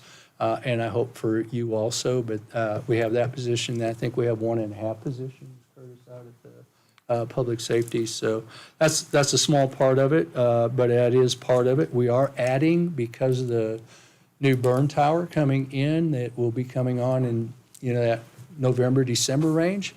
Part of that was a new position to help run that so that we don't have just anyone running it. So that includes about a 7-month portion of that 12-month salary in that neighborhood. So we got that in there. So that gives you an idea of where those costs. Otherwise, it's just pretty much inflation, as you have talked about with the public schools. So we're just trying to do that same thing, maintain, keep up with inflation and keep things current so we can sustain our operations to provide that for our and your citizens so that they can take and be educated and trained and get the jobs that are out there and provide the tax revenue that comes back into the county for you all. Capital requests, you can see the blue line. We've always had it. There's a lot there, but like I said, about 800,000 of that in the past. We always had put a buffer in there at the highest cost. We have shared some more current information with Mr. Cabe on the actual, hopefully actual cost. It's a whole lot lower, probably a couple $100,000 lower. So that has really been a blessing and a benefit to us at this particular point in time, with a fairly quick turnaround from what Curtis got on his last. So if that's a conversation we have and how we're moving forward with all that, then that can all kind of be. So the next page actually shows you where you can take that, however that works within the budget. 800,000 off that 1.4, which comes back to requests. We had a fire that destroyed a modular unit that has been missing now for probably 3 years at a minimum at this particular. Has it been? Wow, time flies when. So we're short a classroom we've never replaced. So that's request has been in there also, just to give you an idea. The roof at PSTC has been leaking, and it's something that, and that's the main building, the Jerry Sutton building that we have there. So that's there's some need of repair there. The HVAC units are in need, and that FCAP is when the state construction came out from Raleigh, and they do, for free for us, they do a deferred maintenance look through our buildings and kind of say, ooh, this is the age of that, this is what needs to be done. And so that was on their request to, or on their report to say those need to be looked at to be replaced. And we have a generator backup in case everything goes down. We have that request for the generator backup. And then you have the keyless door swipes that is a better security system for us and gives access, and we know who's coming and going through our doors, and we do that on all of our campuses to provide at least 1 or 2 doors per building for key card access for security reasons. So, that's interesting. Oh, there we go. It's just a quick summary of what the requests are, what they've been.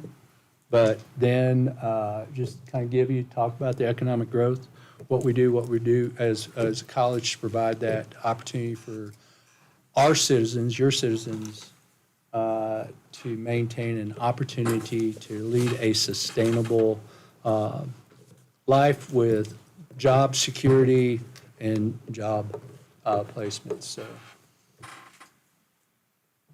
I won't entertain any questions, but Curtis and I brought with me Tina Wilson, who is our CFO, and they would be happy to answer any questions. So go for it. Yes.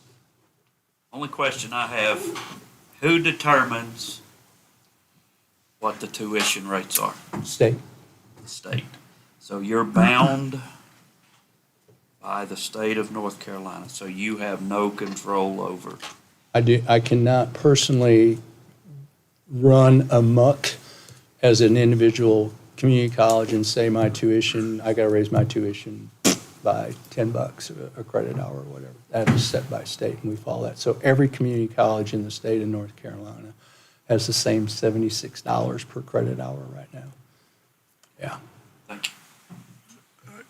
I was at the early college awards thing last night. Oh, cool, nice. And very impressed with the young people there who had received their associate degree. And how much money did you just save that family? 8,000? Oh, if you're going to Western, you save probably 16,000 over 2 years to 20,000. And if you're going downstate to one of those bigger four-year universities that people talk about, such as the red and the black or the light blue or the dark blue, you're probably closer to your $35,000 to $40,000 a year. So early college is a great. Career and College Promise is also a great opportunity. Those students also don't go in as freshmen usually. If they've completed that, they're going in as juniors because they've already got enough credit hours to, so you got a young person coming out of high school going into NC State, UNC Chapel Hill, or wherever as a junior. Career and College Promise, if they take 30-plus hours, they'll go in as a sophomore. So they're saving a year, so they're saving anywhere from, 20, 25,000 to go downstate or, in that neighborhood. So there is a significant cost savings, you're correct. And you served with us, a group, a business advisor council, when we were making a decision about a new Franklin High School. I want to say, appreciate your work in that with the curriculum part. And you have carried that theory on to your school. I guess when I think of Southwestern now, I think of 13th and 14th grade. Yeah, almost like a Right, continuation. 1+1, 2+2 type deal where they can finish high school and complete an associate's degree depending on what they do through their high school career. They can get a CNA through the public school, and then they can matriculate right into our LPN or ADN program without having to do that after high school. So, yeah, there's a lot, those partnerships are very strong, and we are very proud and very supportive of those partnerships. Macon County LEA, the public school, does a great job with the CTE partnerships and the CCP, Career and College Promise, working with the community college to provide opportunities to save parents that tuition and fees that they would end up spending if they graduate and move straight on. So, Thanks for your leadership. I've always been able to call on you. absolutely, anytime. I'm here to serve, and here to help out, so. Mr. Chairman, if you want me to very quickly, I'll summarize his budget request on the proposal that I had. Obviously, we're short on operating money, so I took his request back to the operating money that we had last year is where that figure came from. We had talked about that position. We think that position that they're asking for will be around December, we think, based on the construction of the new building. But I told him maybe one of the best things for us to do with that is, for you all obviously are aware of it, maybe if we give it another month or two, we hammer out the official start date of that facility, give us a little more time to figure out when it's going to start, and we can look at that maybe a couple months in if we have to on the budget process. As far as the driving track, if you remember correctly, we've been planning the renovation of the armory. We had a $2.5 million hold in our capital improvement plan to do that. Joe and I kind of made you the commitment that we would do the renovation and pull off paving the driving track for that $2.5 million. We're also going to have some conversations with our architect, hopefully next week, to make sure we're value engineering those numbers as much as we can on the armory. But the good news that I have for you is on the driving track, they brought back a figure. The low estimate was, instead of $800,000, was $574,600. They can start within about 2 to 3 weeks of whenever this is approved. So just something for you all to consider. You have a couple options with that. Obviously, I knew we were having to set aside some fund balance, and we'd have to use fund balance for a lot of these capital projects. Well, typically what we do, and we'll have to do this year, is like the jail roof, the library roof, we have them come ones and twos to you throughout the year to make the case, and we pull it out of fund balance rather than moving a big appropriation somewhere. So I think we can deal with those as they come up. The roof obviously is troubling if we need to fix the roof. However, if you want us to consider pushing the driving track to make sure, I think that's a fairly big urgency. There's a class that you managed to already get a class scheduled in October, correct? So, if we want to assist that and make sure that that happens, we can do one of two things. If you want to continue with that, and obviously it's your decision, we could make that appropriation at a July meeting, or if you gave us the okay, we go ahead and plug it into the budget request this year as an allocation from fund balance. Then when the budget's approved, then of course, it's approved for them to go the 1st of July. And that's entirely up to you if you want to do that. Obviously, I don't want to keep pulling from fund balance because eventually the savings account, no matter how big it is, will go dry. However, we have been planning for this for, the 2.5 million has been on the books for 5 years, I guess, in our CIP.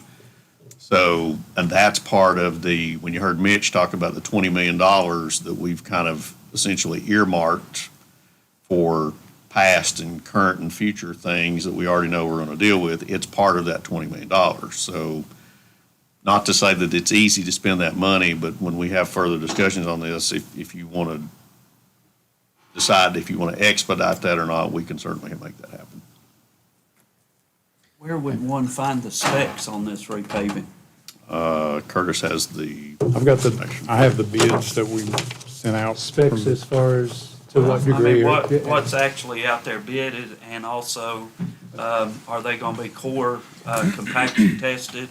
And this asphalt, I mean, cause asphalt's just like, a lot of other things. You can go out and throw asphalt down and run a roller over it, or are you actually going to, put binder and surface and compaction tested to make sure that it's gonna hold up on these? I checked with DOT as far as what the requirements were for CDL, stuff like that too, and they suggested doing 2 1.5-inch overlays of it with a sealer on it just to make sure that it was compacted correctly.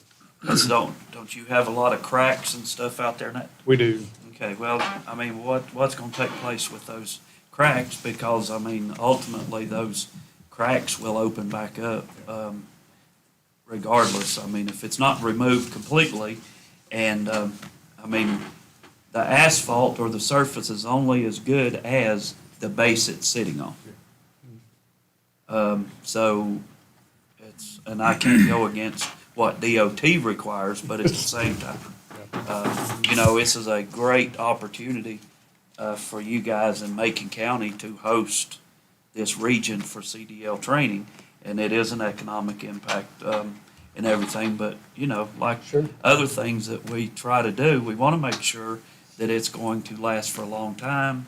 With the pickleball courts, we went to this concrete, and we have a 50-year guarantee on this. Now, get us somebody to give us 50 years on that asphalt.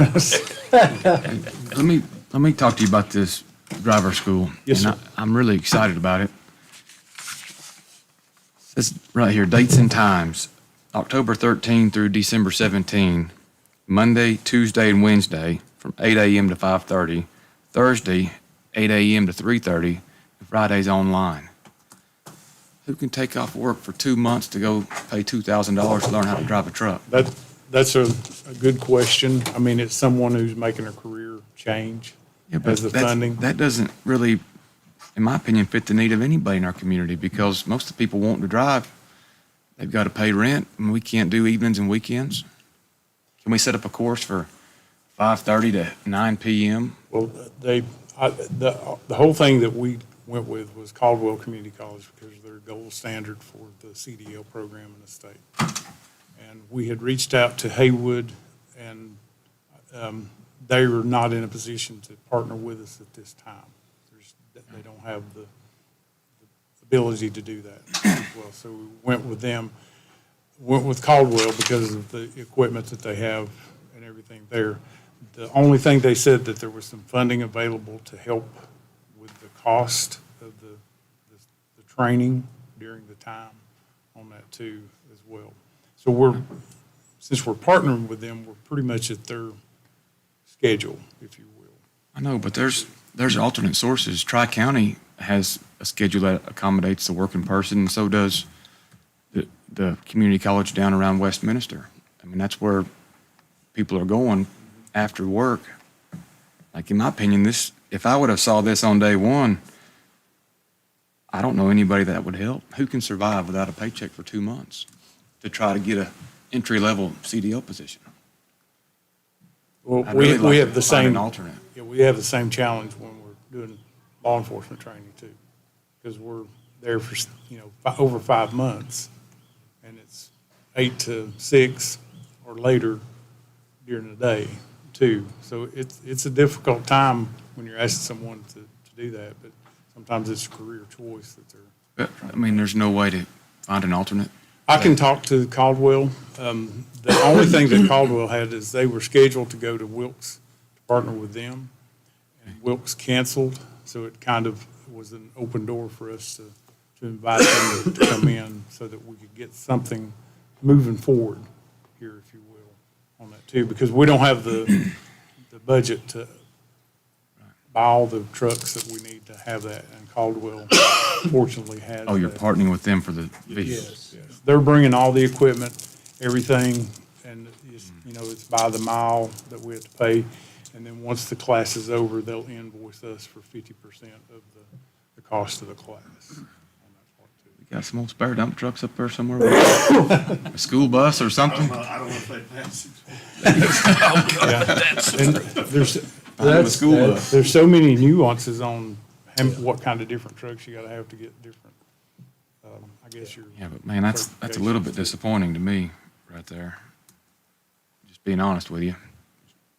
But it's a great observation. There are questions we have that we have to answer and try to address on a lot of programs like that. Gosh, can you do it we got evening programs that people now want during the day. And you got day programs that people want in the evening. It takes personnel and equipment and all that other kind of stuff. But we are at the mercy of Caldwell because we don't have the funding to buy our own tractors and trailers, and you gotta have a flatbed, you gotta have a box car, and then you gotta have a tanker also, so that. Hazmat?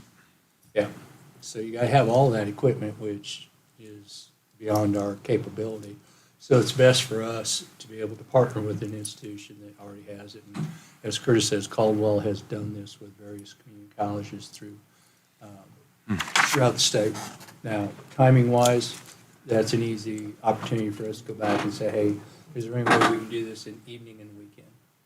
And then what's the duration of time look like? And we may be limited because they may have that need and say, we can't help you because we only have this window open.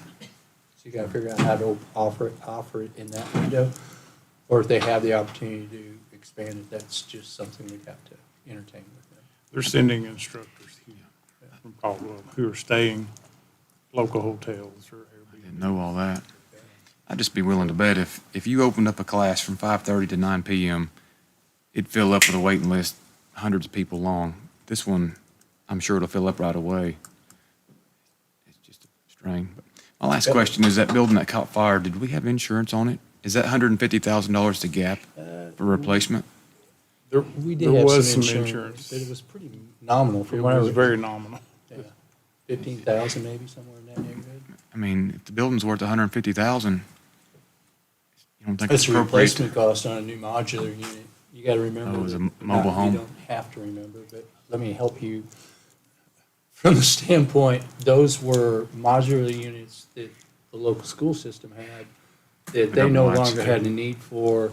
It came out to us, so those buildings are, 40, 50 years old, or 40 years old. So when you lose that building at that, there's not a lot of insurance to replace that. But if you go to replace them, and that, I asked the same question when I saw that number, I said, $150,000, and that's the quote that they, maintenance and facilities had received, to be comfortable getting it moved in and getting it set up and things of that nature, so.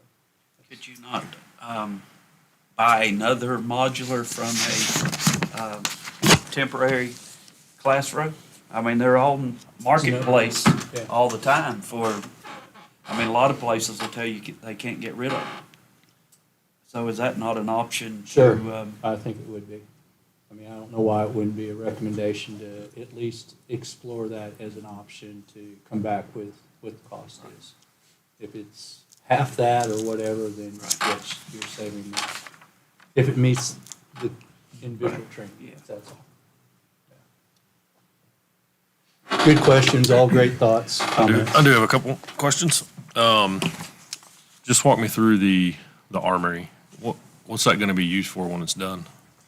So basically, with the completion of the fire rescue training grounds behind it, it will be a multi-use facility that will mainly house our fire rescue program as far as classroom space and that, but we will have, also the gymnasium is going to be utilized for all kinds of physical trainings and do CPR too.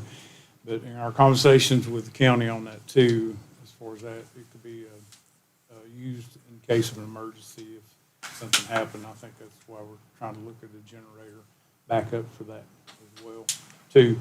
So the gymnasium part will be mainly used for subject control. You remember the fun times with that. I remember it well. Our PT training that we have to do and the police officers' physical abilities test in there too. And then because we do PT, if we do fire academy and EMS academy, we'll utilize it in there too. But we're also utilizing it for the different training because we got an advanced SWAT going on this week too. They're utilizing that. One of the storage rooms will be set up as a training room for different scenarios, if you will, that we can use for use of force or fire rescue training or EMS. Another portion, just because the equipment we have is going to be used for storage. The entranceway, as we come in, is just outside where the louvers are for where the old indoor range used to be at the Armory. We're going to utilize that space for the 9/11 artifacts that we have, that we've been storing now for 15 years. That too. So while it mainly fire rescue will be occupying the office space and utilizing that, in the classroom we'll be utilizing the whole gymnasium, which we already have been doing since. So are you telling me they don't do POPAT outside anymore? We're going to, Okay. while we're doing the renovations. Wow. We've already made plans. But it is one that we can do either inside or outside now. It's a little different than one up on top of the driver training. Yeah, oh, it's real hot. Yes. Yeah. The other questions I have, so is there gonna be a need for that other, I mean, the modular that went down, is there still a need for that when you start moving these other classes in? It is because we lost classroom space. It'll alleviate some when we get the new classroom in the Armory on that too, but I think we're probably a year or two before maybe, and I don't know. Just based on when they get with Peter and see where we're at on that before we get that. So still 2 BLET classes a year? Yes, sir. 2 Park national service. parks? What about fire? We're doing a fire academy a year. We're trying to partner right now with Cherokee Indian Fire Rescue just because they've had the most full-time positions to do that. But they're still coming over and using the facility because they don't have the burn facility to do the practicals that they need as well. And then I know when we get the new fire tower propped up, we're going to have exponential growth just because the agencies have that need and it's something new that they want to train in, and we'll get a lot of folks coming in for that as well. You still doing EMS out there as well? Yes, sir. Yep. 2? We're doing the EMR basic here, and we're doing an advanced EMT and paramedic at the Jackson campus just because of the accreditation requirements now for the advanced EMT on that too. And then this month, earlier this month, we were able to graduate 23 from the EMT class that we had that was a combination of a hybrid and a traditional classroom too. So we had a good success. The first of the year was phenomenal with the EMS students that we had signed up. Well, I think we need to make it a clean sweep and just go ahead and ask, what's your fund balance? I've asked everybody else. 0? We don't carry fund balances. That's why we look at a need-based request, and we don't have anything from the state that comes in that's a fund balance. Our expenditures, as we look at them and project them out, are that month to month, and we should be all right to get to that at the end of the year. That's why we come in. I don't play the game where I need $1 million, or I want $1 million and I only need 500. And then you ask me what a fund balance is, and I've got something sitting over here on the side. I just the county has responsibilities, and I just try to work it that way as president with you all, to say, help us get to the finish line. This is what our needs are. And that way, that's just the way I've always tried to do business with county commissioners. It's respectable. Thank you. Last question, it's kind of off topic, probably geared towards Commissioner Shields. But that monument out front, would there be any heartburn moving it to the Veterans Memorial Park? I've heard rumblings of that. You're talking about, and the National Guard left that? We don't know. My understanding, it's off of the ship somewhere. And we utilize it as when we're doing scenarios, because we have a national park and we say it's a monument out there. But if you want to move it, there's no heartburn whatsoever. I'd heard rumblings of that. Don't know if there's anything to it. I'll check it out. Want it? Or you don't want it? We'll use it. I mean, we're not going to not use it, but we have other areas that we can use. It's just, I'm saying, when you're training national park rangers, they protect monuments too, and we just say, here's a monument, or you got something going on. But it would not be anything if you wanted to. I think that would probably serve a better purpose for it if you wanted to move it there. I think it's special, and not a lot of people really know it's there. Correct. At the Veterans Park, Right. I think it's a lot more utilized. No heartburn on our part, Yeah, I and mean, so it won't it's the create county, any on so your part. it's yours to do what you please. I'm gonna leave that one. Just, it needs some TLC. I'll check into it, and while we're on that subject, Monday, we'll have our Memorial Day ceremony out at the community center, which is our veteran park, 11 o'clock. Welcome to come. Great, thank you for the I'll invitation. follow up on your request. Just in closing, one more comment is you see your senator and representative that we all know as our friends. Go ahead and thank them one more time, because we are in the construction design phase of the documents for the indoor firearms training facility, which to me, it's a shooting range, but curse wants all these long theatrical words to go with it. But anyway, we should be breaking ground on that building, hopefully, this fall also. I can't give you a date, so I'm not going to say that, but then that construction for that particular building could be finished somewhere around December 27, January of 28, somewhere in that timeframe. So we'll have that facility out there that will be on the parking lot next to, right across from UPS, that empty parking lot right there. Probably should share one thing with this board here. The lease agreement on the Armory building, Yes, sir. how long? 40. 40 years. Now, that wasn't something that we chose to do, Commissioner, it's by law. That was state. Yeah. Yeah, when we put it in and worked with legal on both ends, a long-term lease from the state's eyes was 40 years. Yes, and so that's a commitment that we need to make sure we stay with. Yes, sir. In honoring that, what we're doing for it. Correct, yes, sir. Thank you, gentlemen. Thank you all. Appreciate your time. Thank you. All right. All right.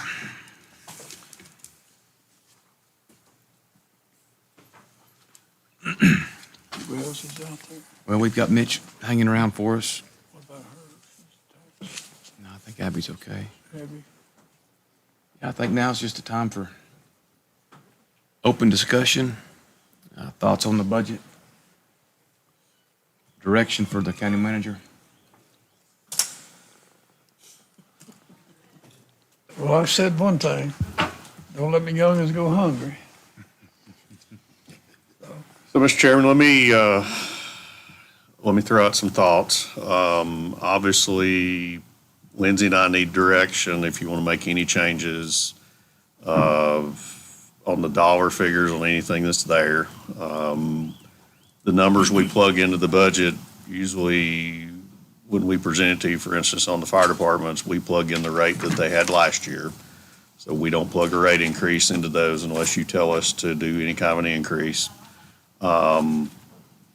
You understand about our expenditures from fund balance. And the main thing is I wanted Mitch to be here in case you had questions about that, so that you understand that it's not necessarily a problem if we do that.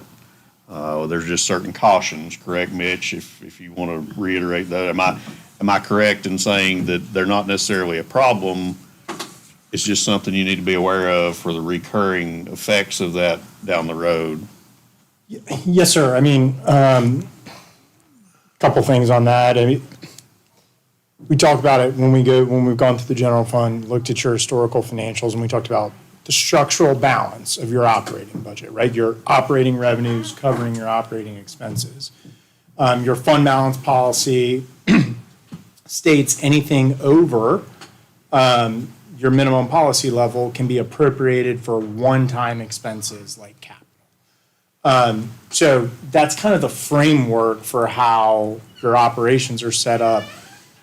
Rating agencies, your credit rating is based upon your historical years of that structural balance and maintaining a solid fund balance. So I think within all of those frameworks, right, ideally you don't appropriate fund balance for recurring expenses.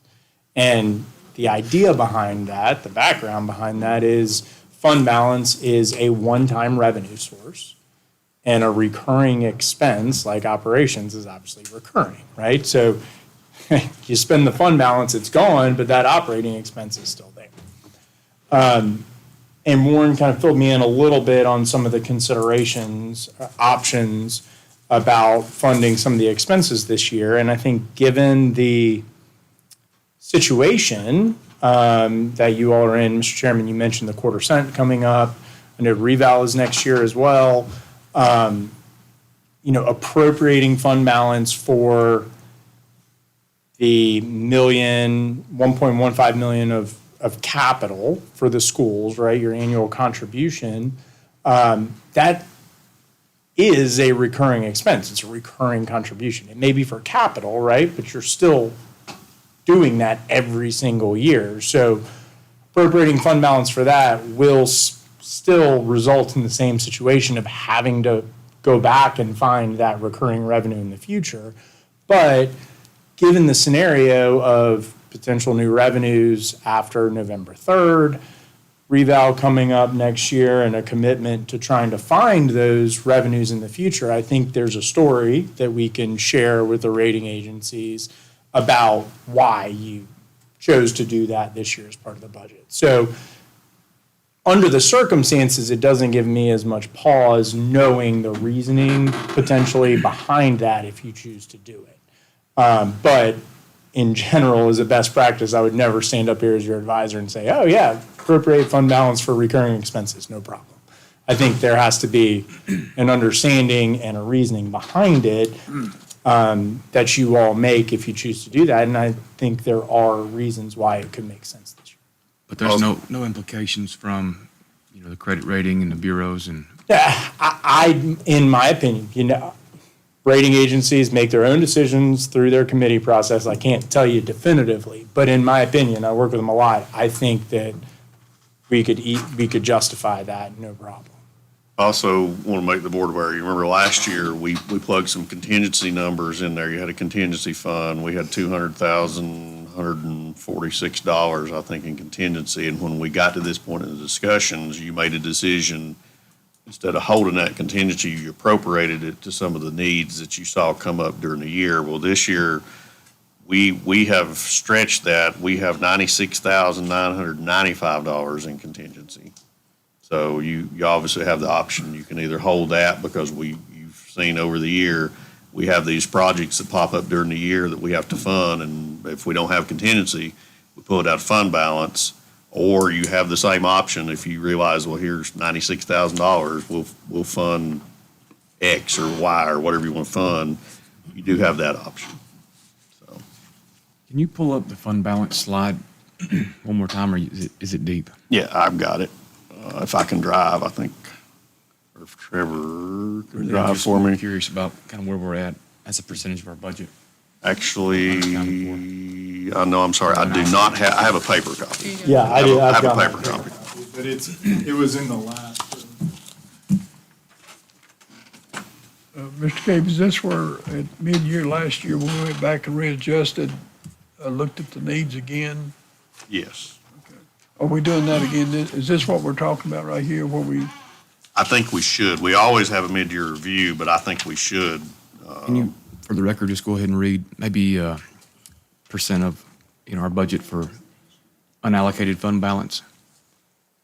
So Maybe where we were at last year. Mitch, if I'm looking correctly on page 6, it says unassigned fund balance increased by approximately 6.2 million to 48.3. Is that the correct number?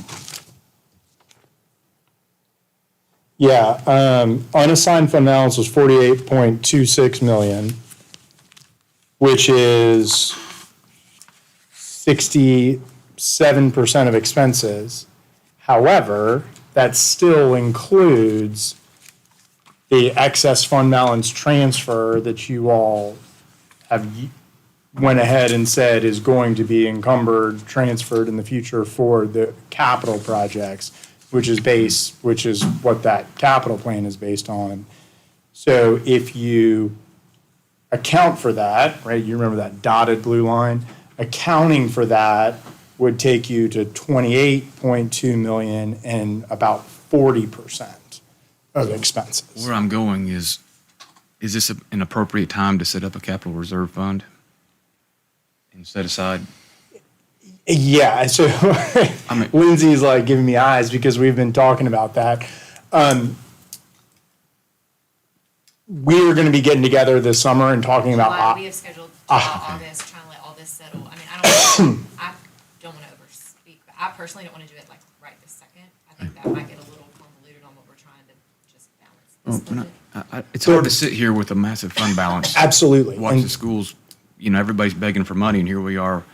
And I think it's, we're capital, this Yeah. board has a lot of, capital intent. And I just want to make sure we don't, over allocate. And I mean, that's a conversation we had, is like, as soon as I started, I was like, it's hard for public perception to be sitting on this money, but we're That's not where I'm truly going. sitting on it. So that's when I asked him, like, can we get through this budget process? Can we continue as we have to get through this budget, but can we get some guidance on how we really want to earmark that? So, I mean, we've had a conversation about it, because I think that would be very good for the board to see. You truly don't have $48 million in this. In the perception, and not going back to that quarter cent, but that's the problem with the community is why do you need more money when there's $50 million sitting there? But, again, it's nice to paint a very clear picture of exactly what's going on. Yeah, absolutely. And I don't want, I'm totally leaning to Lindsay because there's accounting stuff that's involved with it and how your chart of accounts are set up and all of that. But in my opinion, I think it's cleaner to have a process set up from the capital funding perspective where you move those dollars. And again, we've got to talk through the details, but it may be such that as part of your budget, you're not funding capital projects from the general fund anymore or funding debt service from the general fund anymore. You're funding a transfer to this, whatever it ends up being and whatever it's called, a CIP fund, whatever it is, and you pay for those out of there. But it's easy for me to sit up here and say that makes a lot of sense because I'm not the one implementing it within the chart of accounts and how it flows. So the answer is yes, there's a way to do that. And I think we are on staff and ourselves are on the same page that it makes sense to do that. And that is the intent.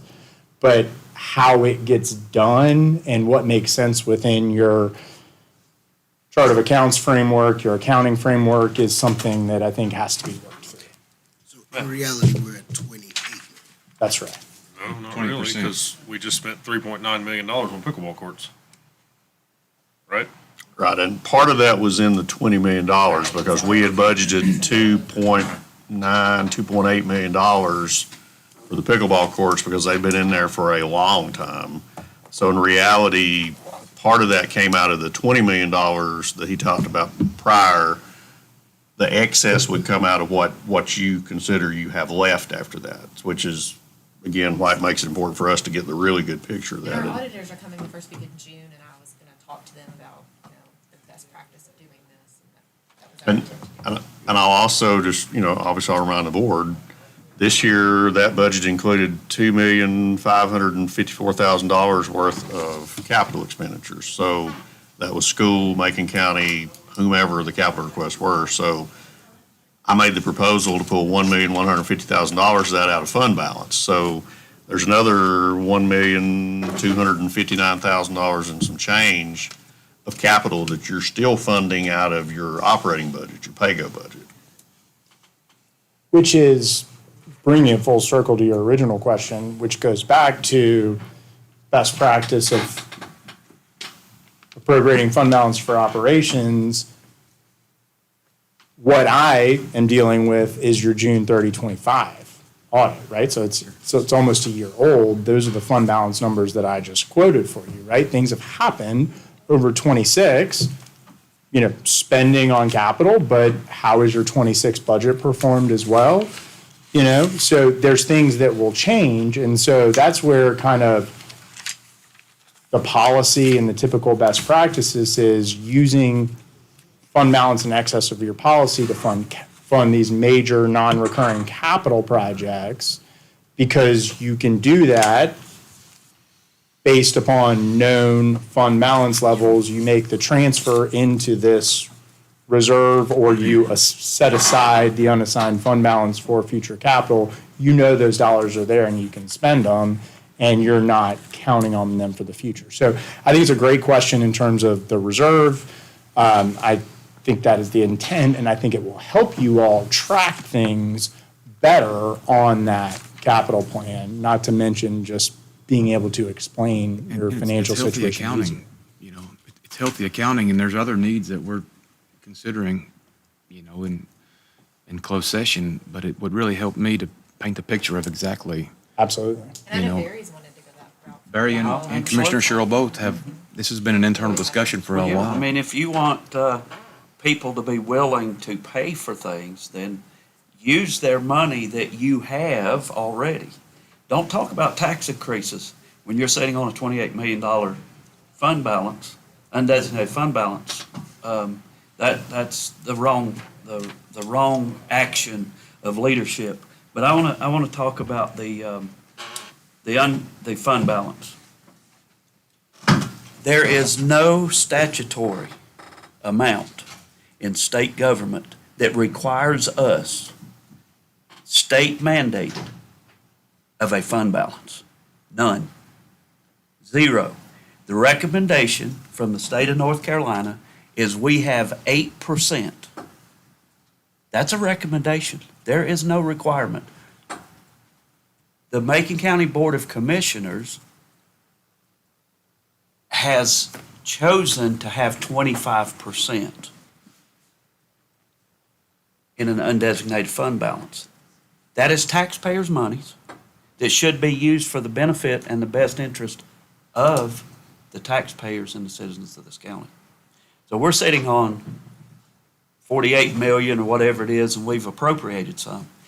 But I will tell you what, and I've said it before, a fund balance like we have in Macon County, I've said it before, is political suicide.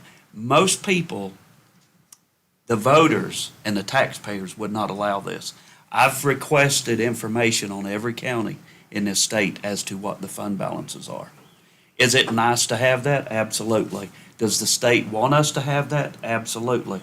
The only time, and I may be wrong by saying this, that this fund balance was truly used for what it was intended for was Hurricane Ivan. And we pulled the money out of that fund balance for the emergency funds that we needed. And then we waited for a long time, I don't know how long, until the state and federal government returned that money to us. Now, said it before, you want this quarter-cent sales tax to pass? Tell the people what you're going to use it for. We have no path forward of what we're going to use that money for. Is it nice? I'd love to have an extra $2 million in my checking account, but I'm not going to go borrow money to get it. The same way with the taxpayers. If you provide a path forward, We've talked a lot about these capital improvement projects.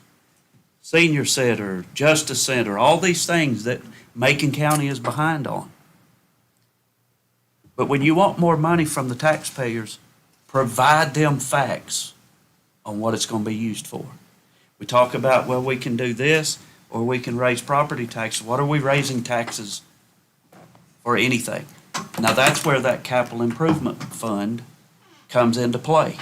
You take your undesignated fund balance, you drop it down to the 25%.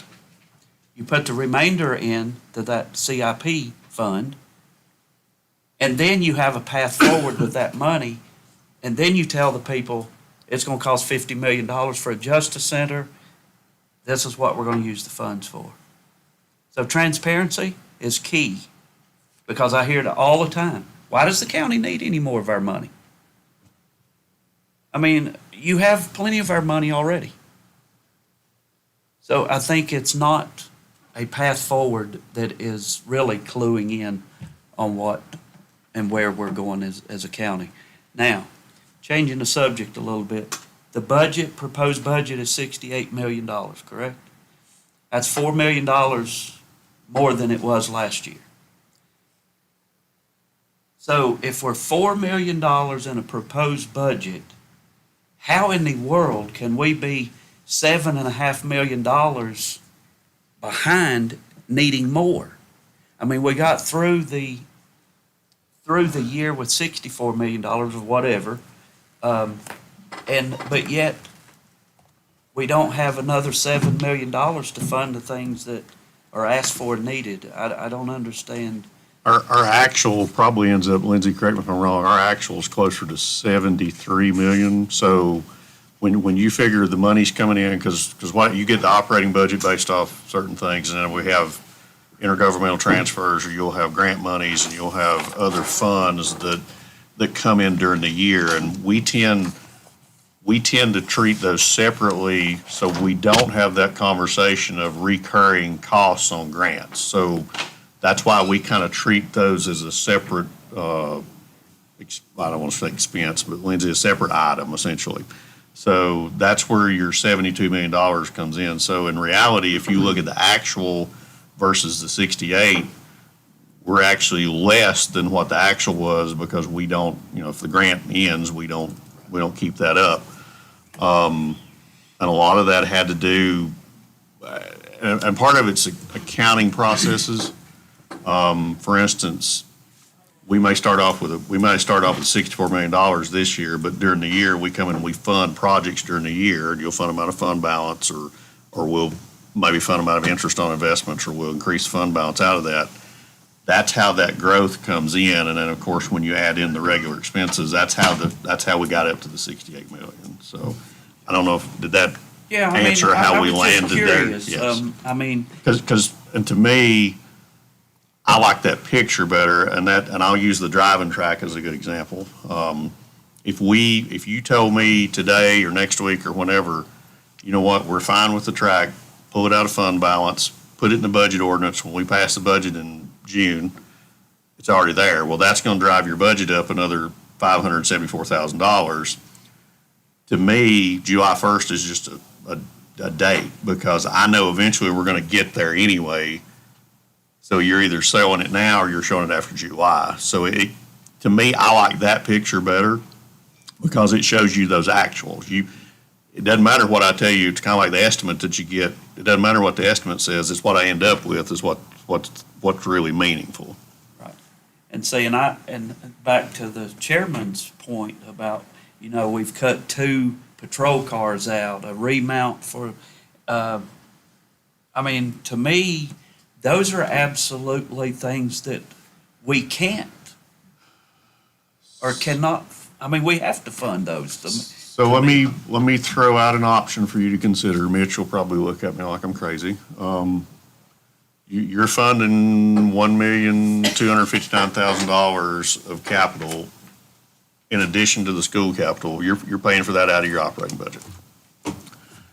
If you're so desire and you see these requests, school system, whatever, that you need to fund them something, and you don't want to do a tax increase, you could fund all of our capital this year out of fund balance, which would give you that $1.2 million to apply toward operating somewhere, which, again, it goes back to that conversation Mitch has.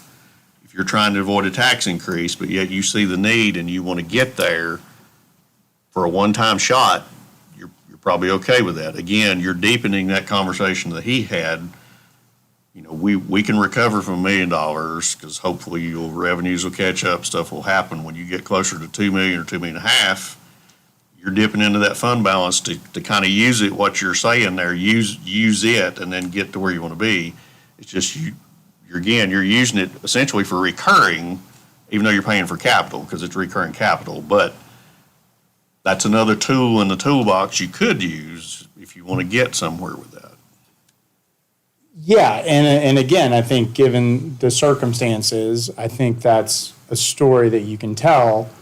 And the question will be, right, when fiscal year 26 ends, wraps up, you do the audit, maybe there's additional excess fund balance that can cover that, right? We won't know until January, February, when everything is all said and done, right? So, but, you know, given the vote that's coming up, given revaluation that has to be, everything has to be revisited, I think that's a story we can tell.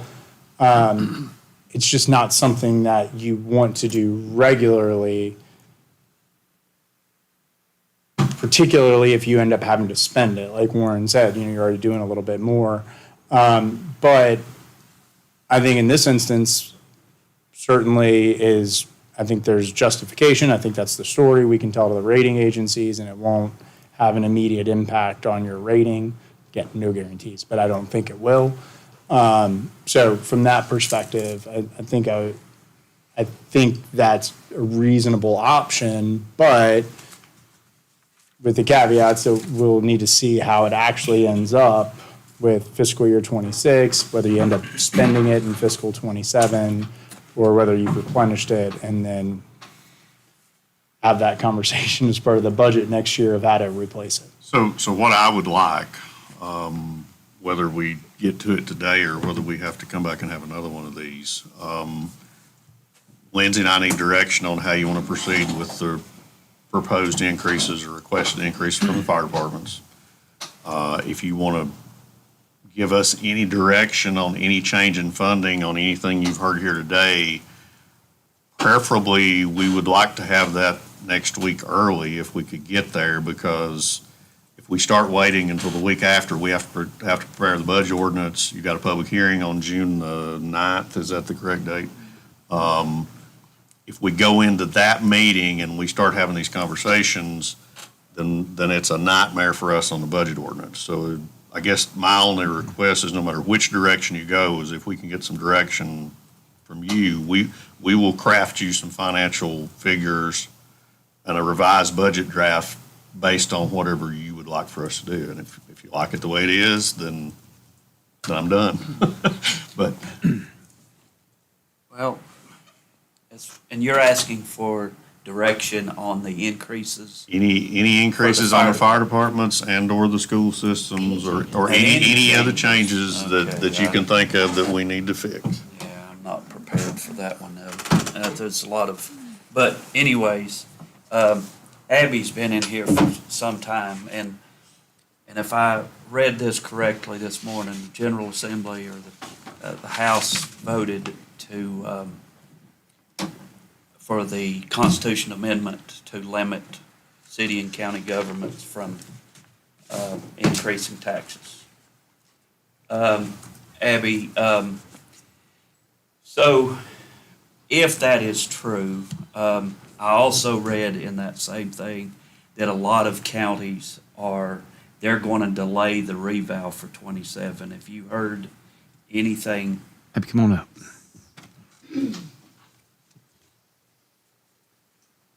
I watched the meeting yesterday, both of them. And so what they're trying to do is, of course, limit spending. That's the function. So what they did yesterday was right now, they can limit the amount that you spend by some tool, however they want to do that. They have the means to do that. The reason that they did this, they're going to be putting it out on the ballot, and you, the people, us, the people, are all going to be voting on, do we allow them to do that? They already have the ability to do that. But this is going to say, the people want us to do this.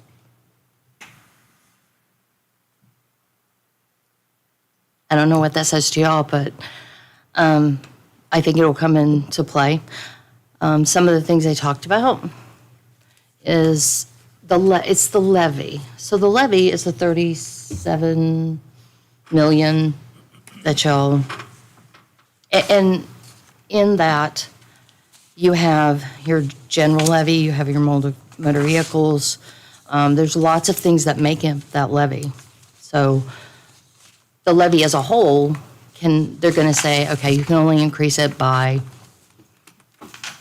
So when you put that on the ballot, they're not going to say you can only increase it by 3%. They're just going to say your legislatures can put a limit on that. They can come up with whatever they want. Sorry. There's a lot of discussion. If anybody wants to watch those, there's a lot of back and forth, a lot of information, a lot of things that they're asking, how do we do this? What do we do? But it's the levy. So it's not the assessment. And the tax office does the assessments. We do the Constitution says, and this is going to be a constitutional change, but the Constitution right now says the tax office puts that assessment level at 100% market value every reappraisal. The market is what it is. But then you come out with the levy. How do we get that levy? By the tax rate.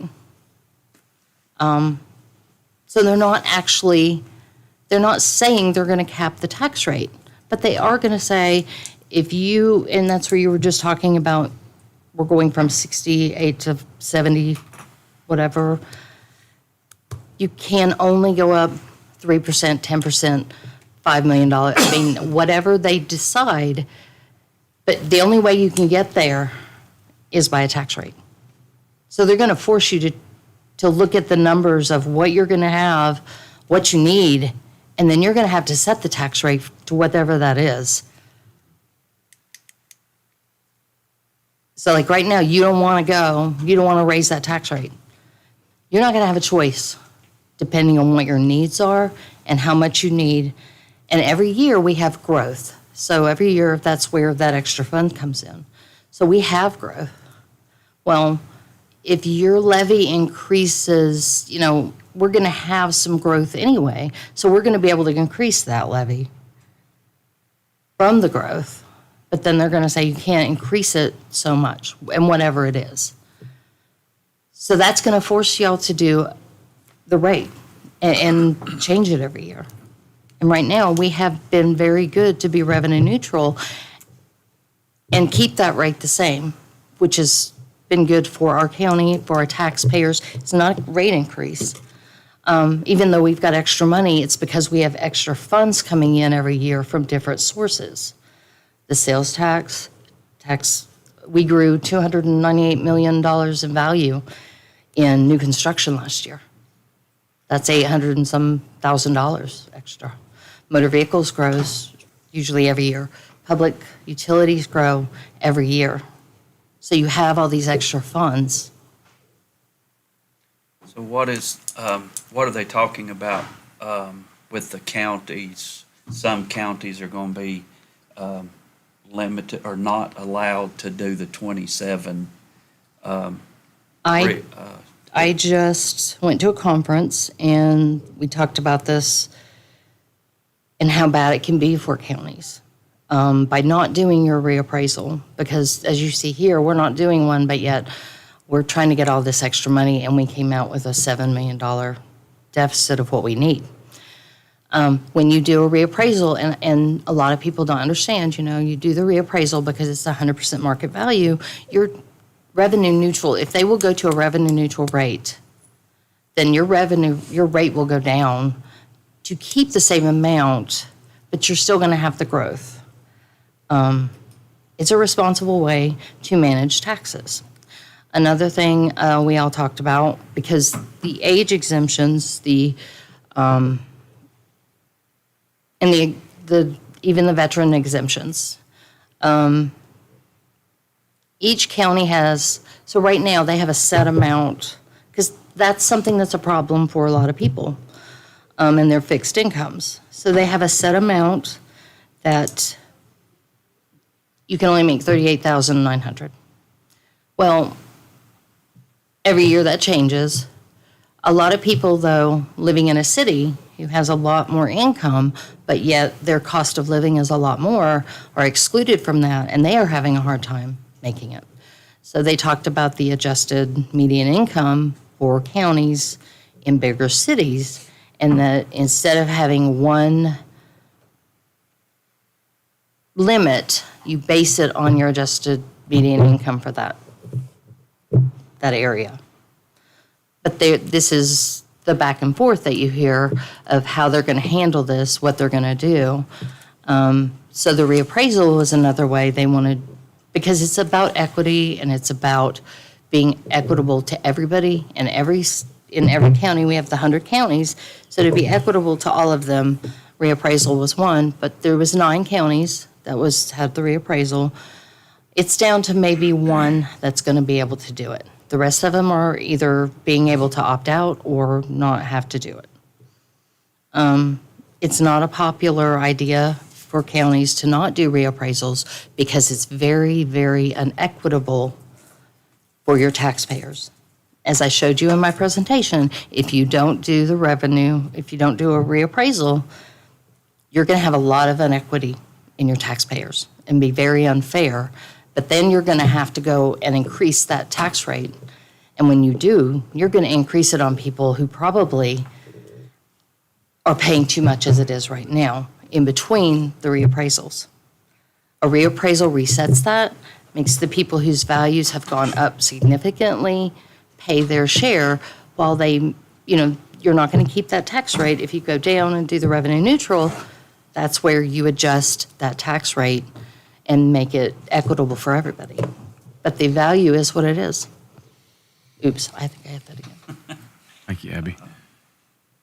Well, and the other thing is, some of these, and I've heard it, municipalities, more than county governments, are in fear that this is actually going to happen, and some of them are raising their tax rates without a need before they're told they can't. I have not heard that. I have heard it's a very big issue with the municipalities. A lot of municipalities are in different, the county, the municipalities are split between districts. And so that's created a problem in a lot of the larger cities. But it's not allowed yet, though, is it? It is not. But they are, this was the first thing that happened, was for, The Senate and then the House. well, the House and the Senate passed it yesterday, Yeah. so it'll be on the ballot in November, and you will be voting on whether to make your congresspeople set a limit on a levy increase every year. Yeah, okay. Thank you, Thanks, Abby. All right, couple more thoughts. Going back to some of your comments, Commissioner Sherrill, I feel like while we do have a surplus of fund balance, it's important to be able to operate with the money you generate that fiscal year.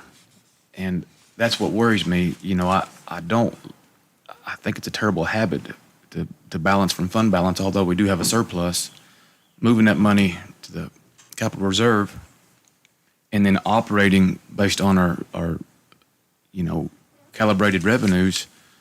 I think that's the only way to go. But I also feel like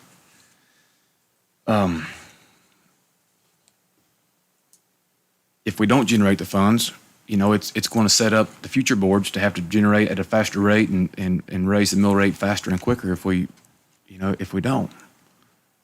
Right? We keep building capital, the cost to maintain, and I don't know, does anybody want to take action on any of the millage discussions today? Do you want to call another meeting next week? Because it'd have to be early.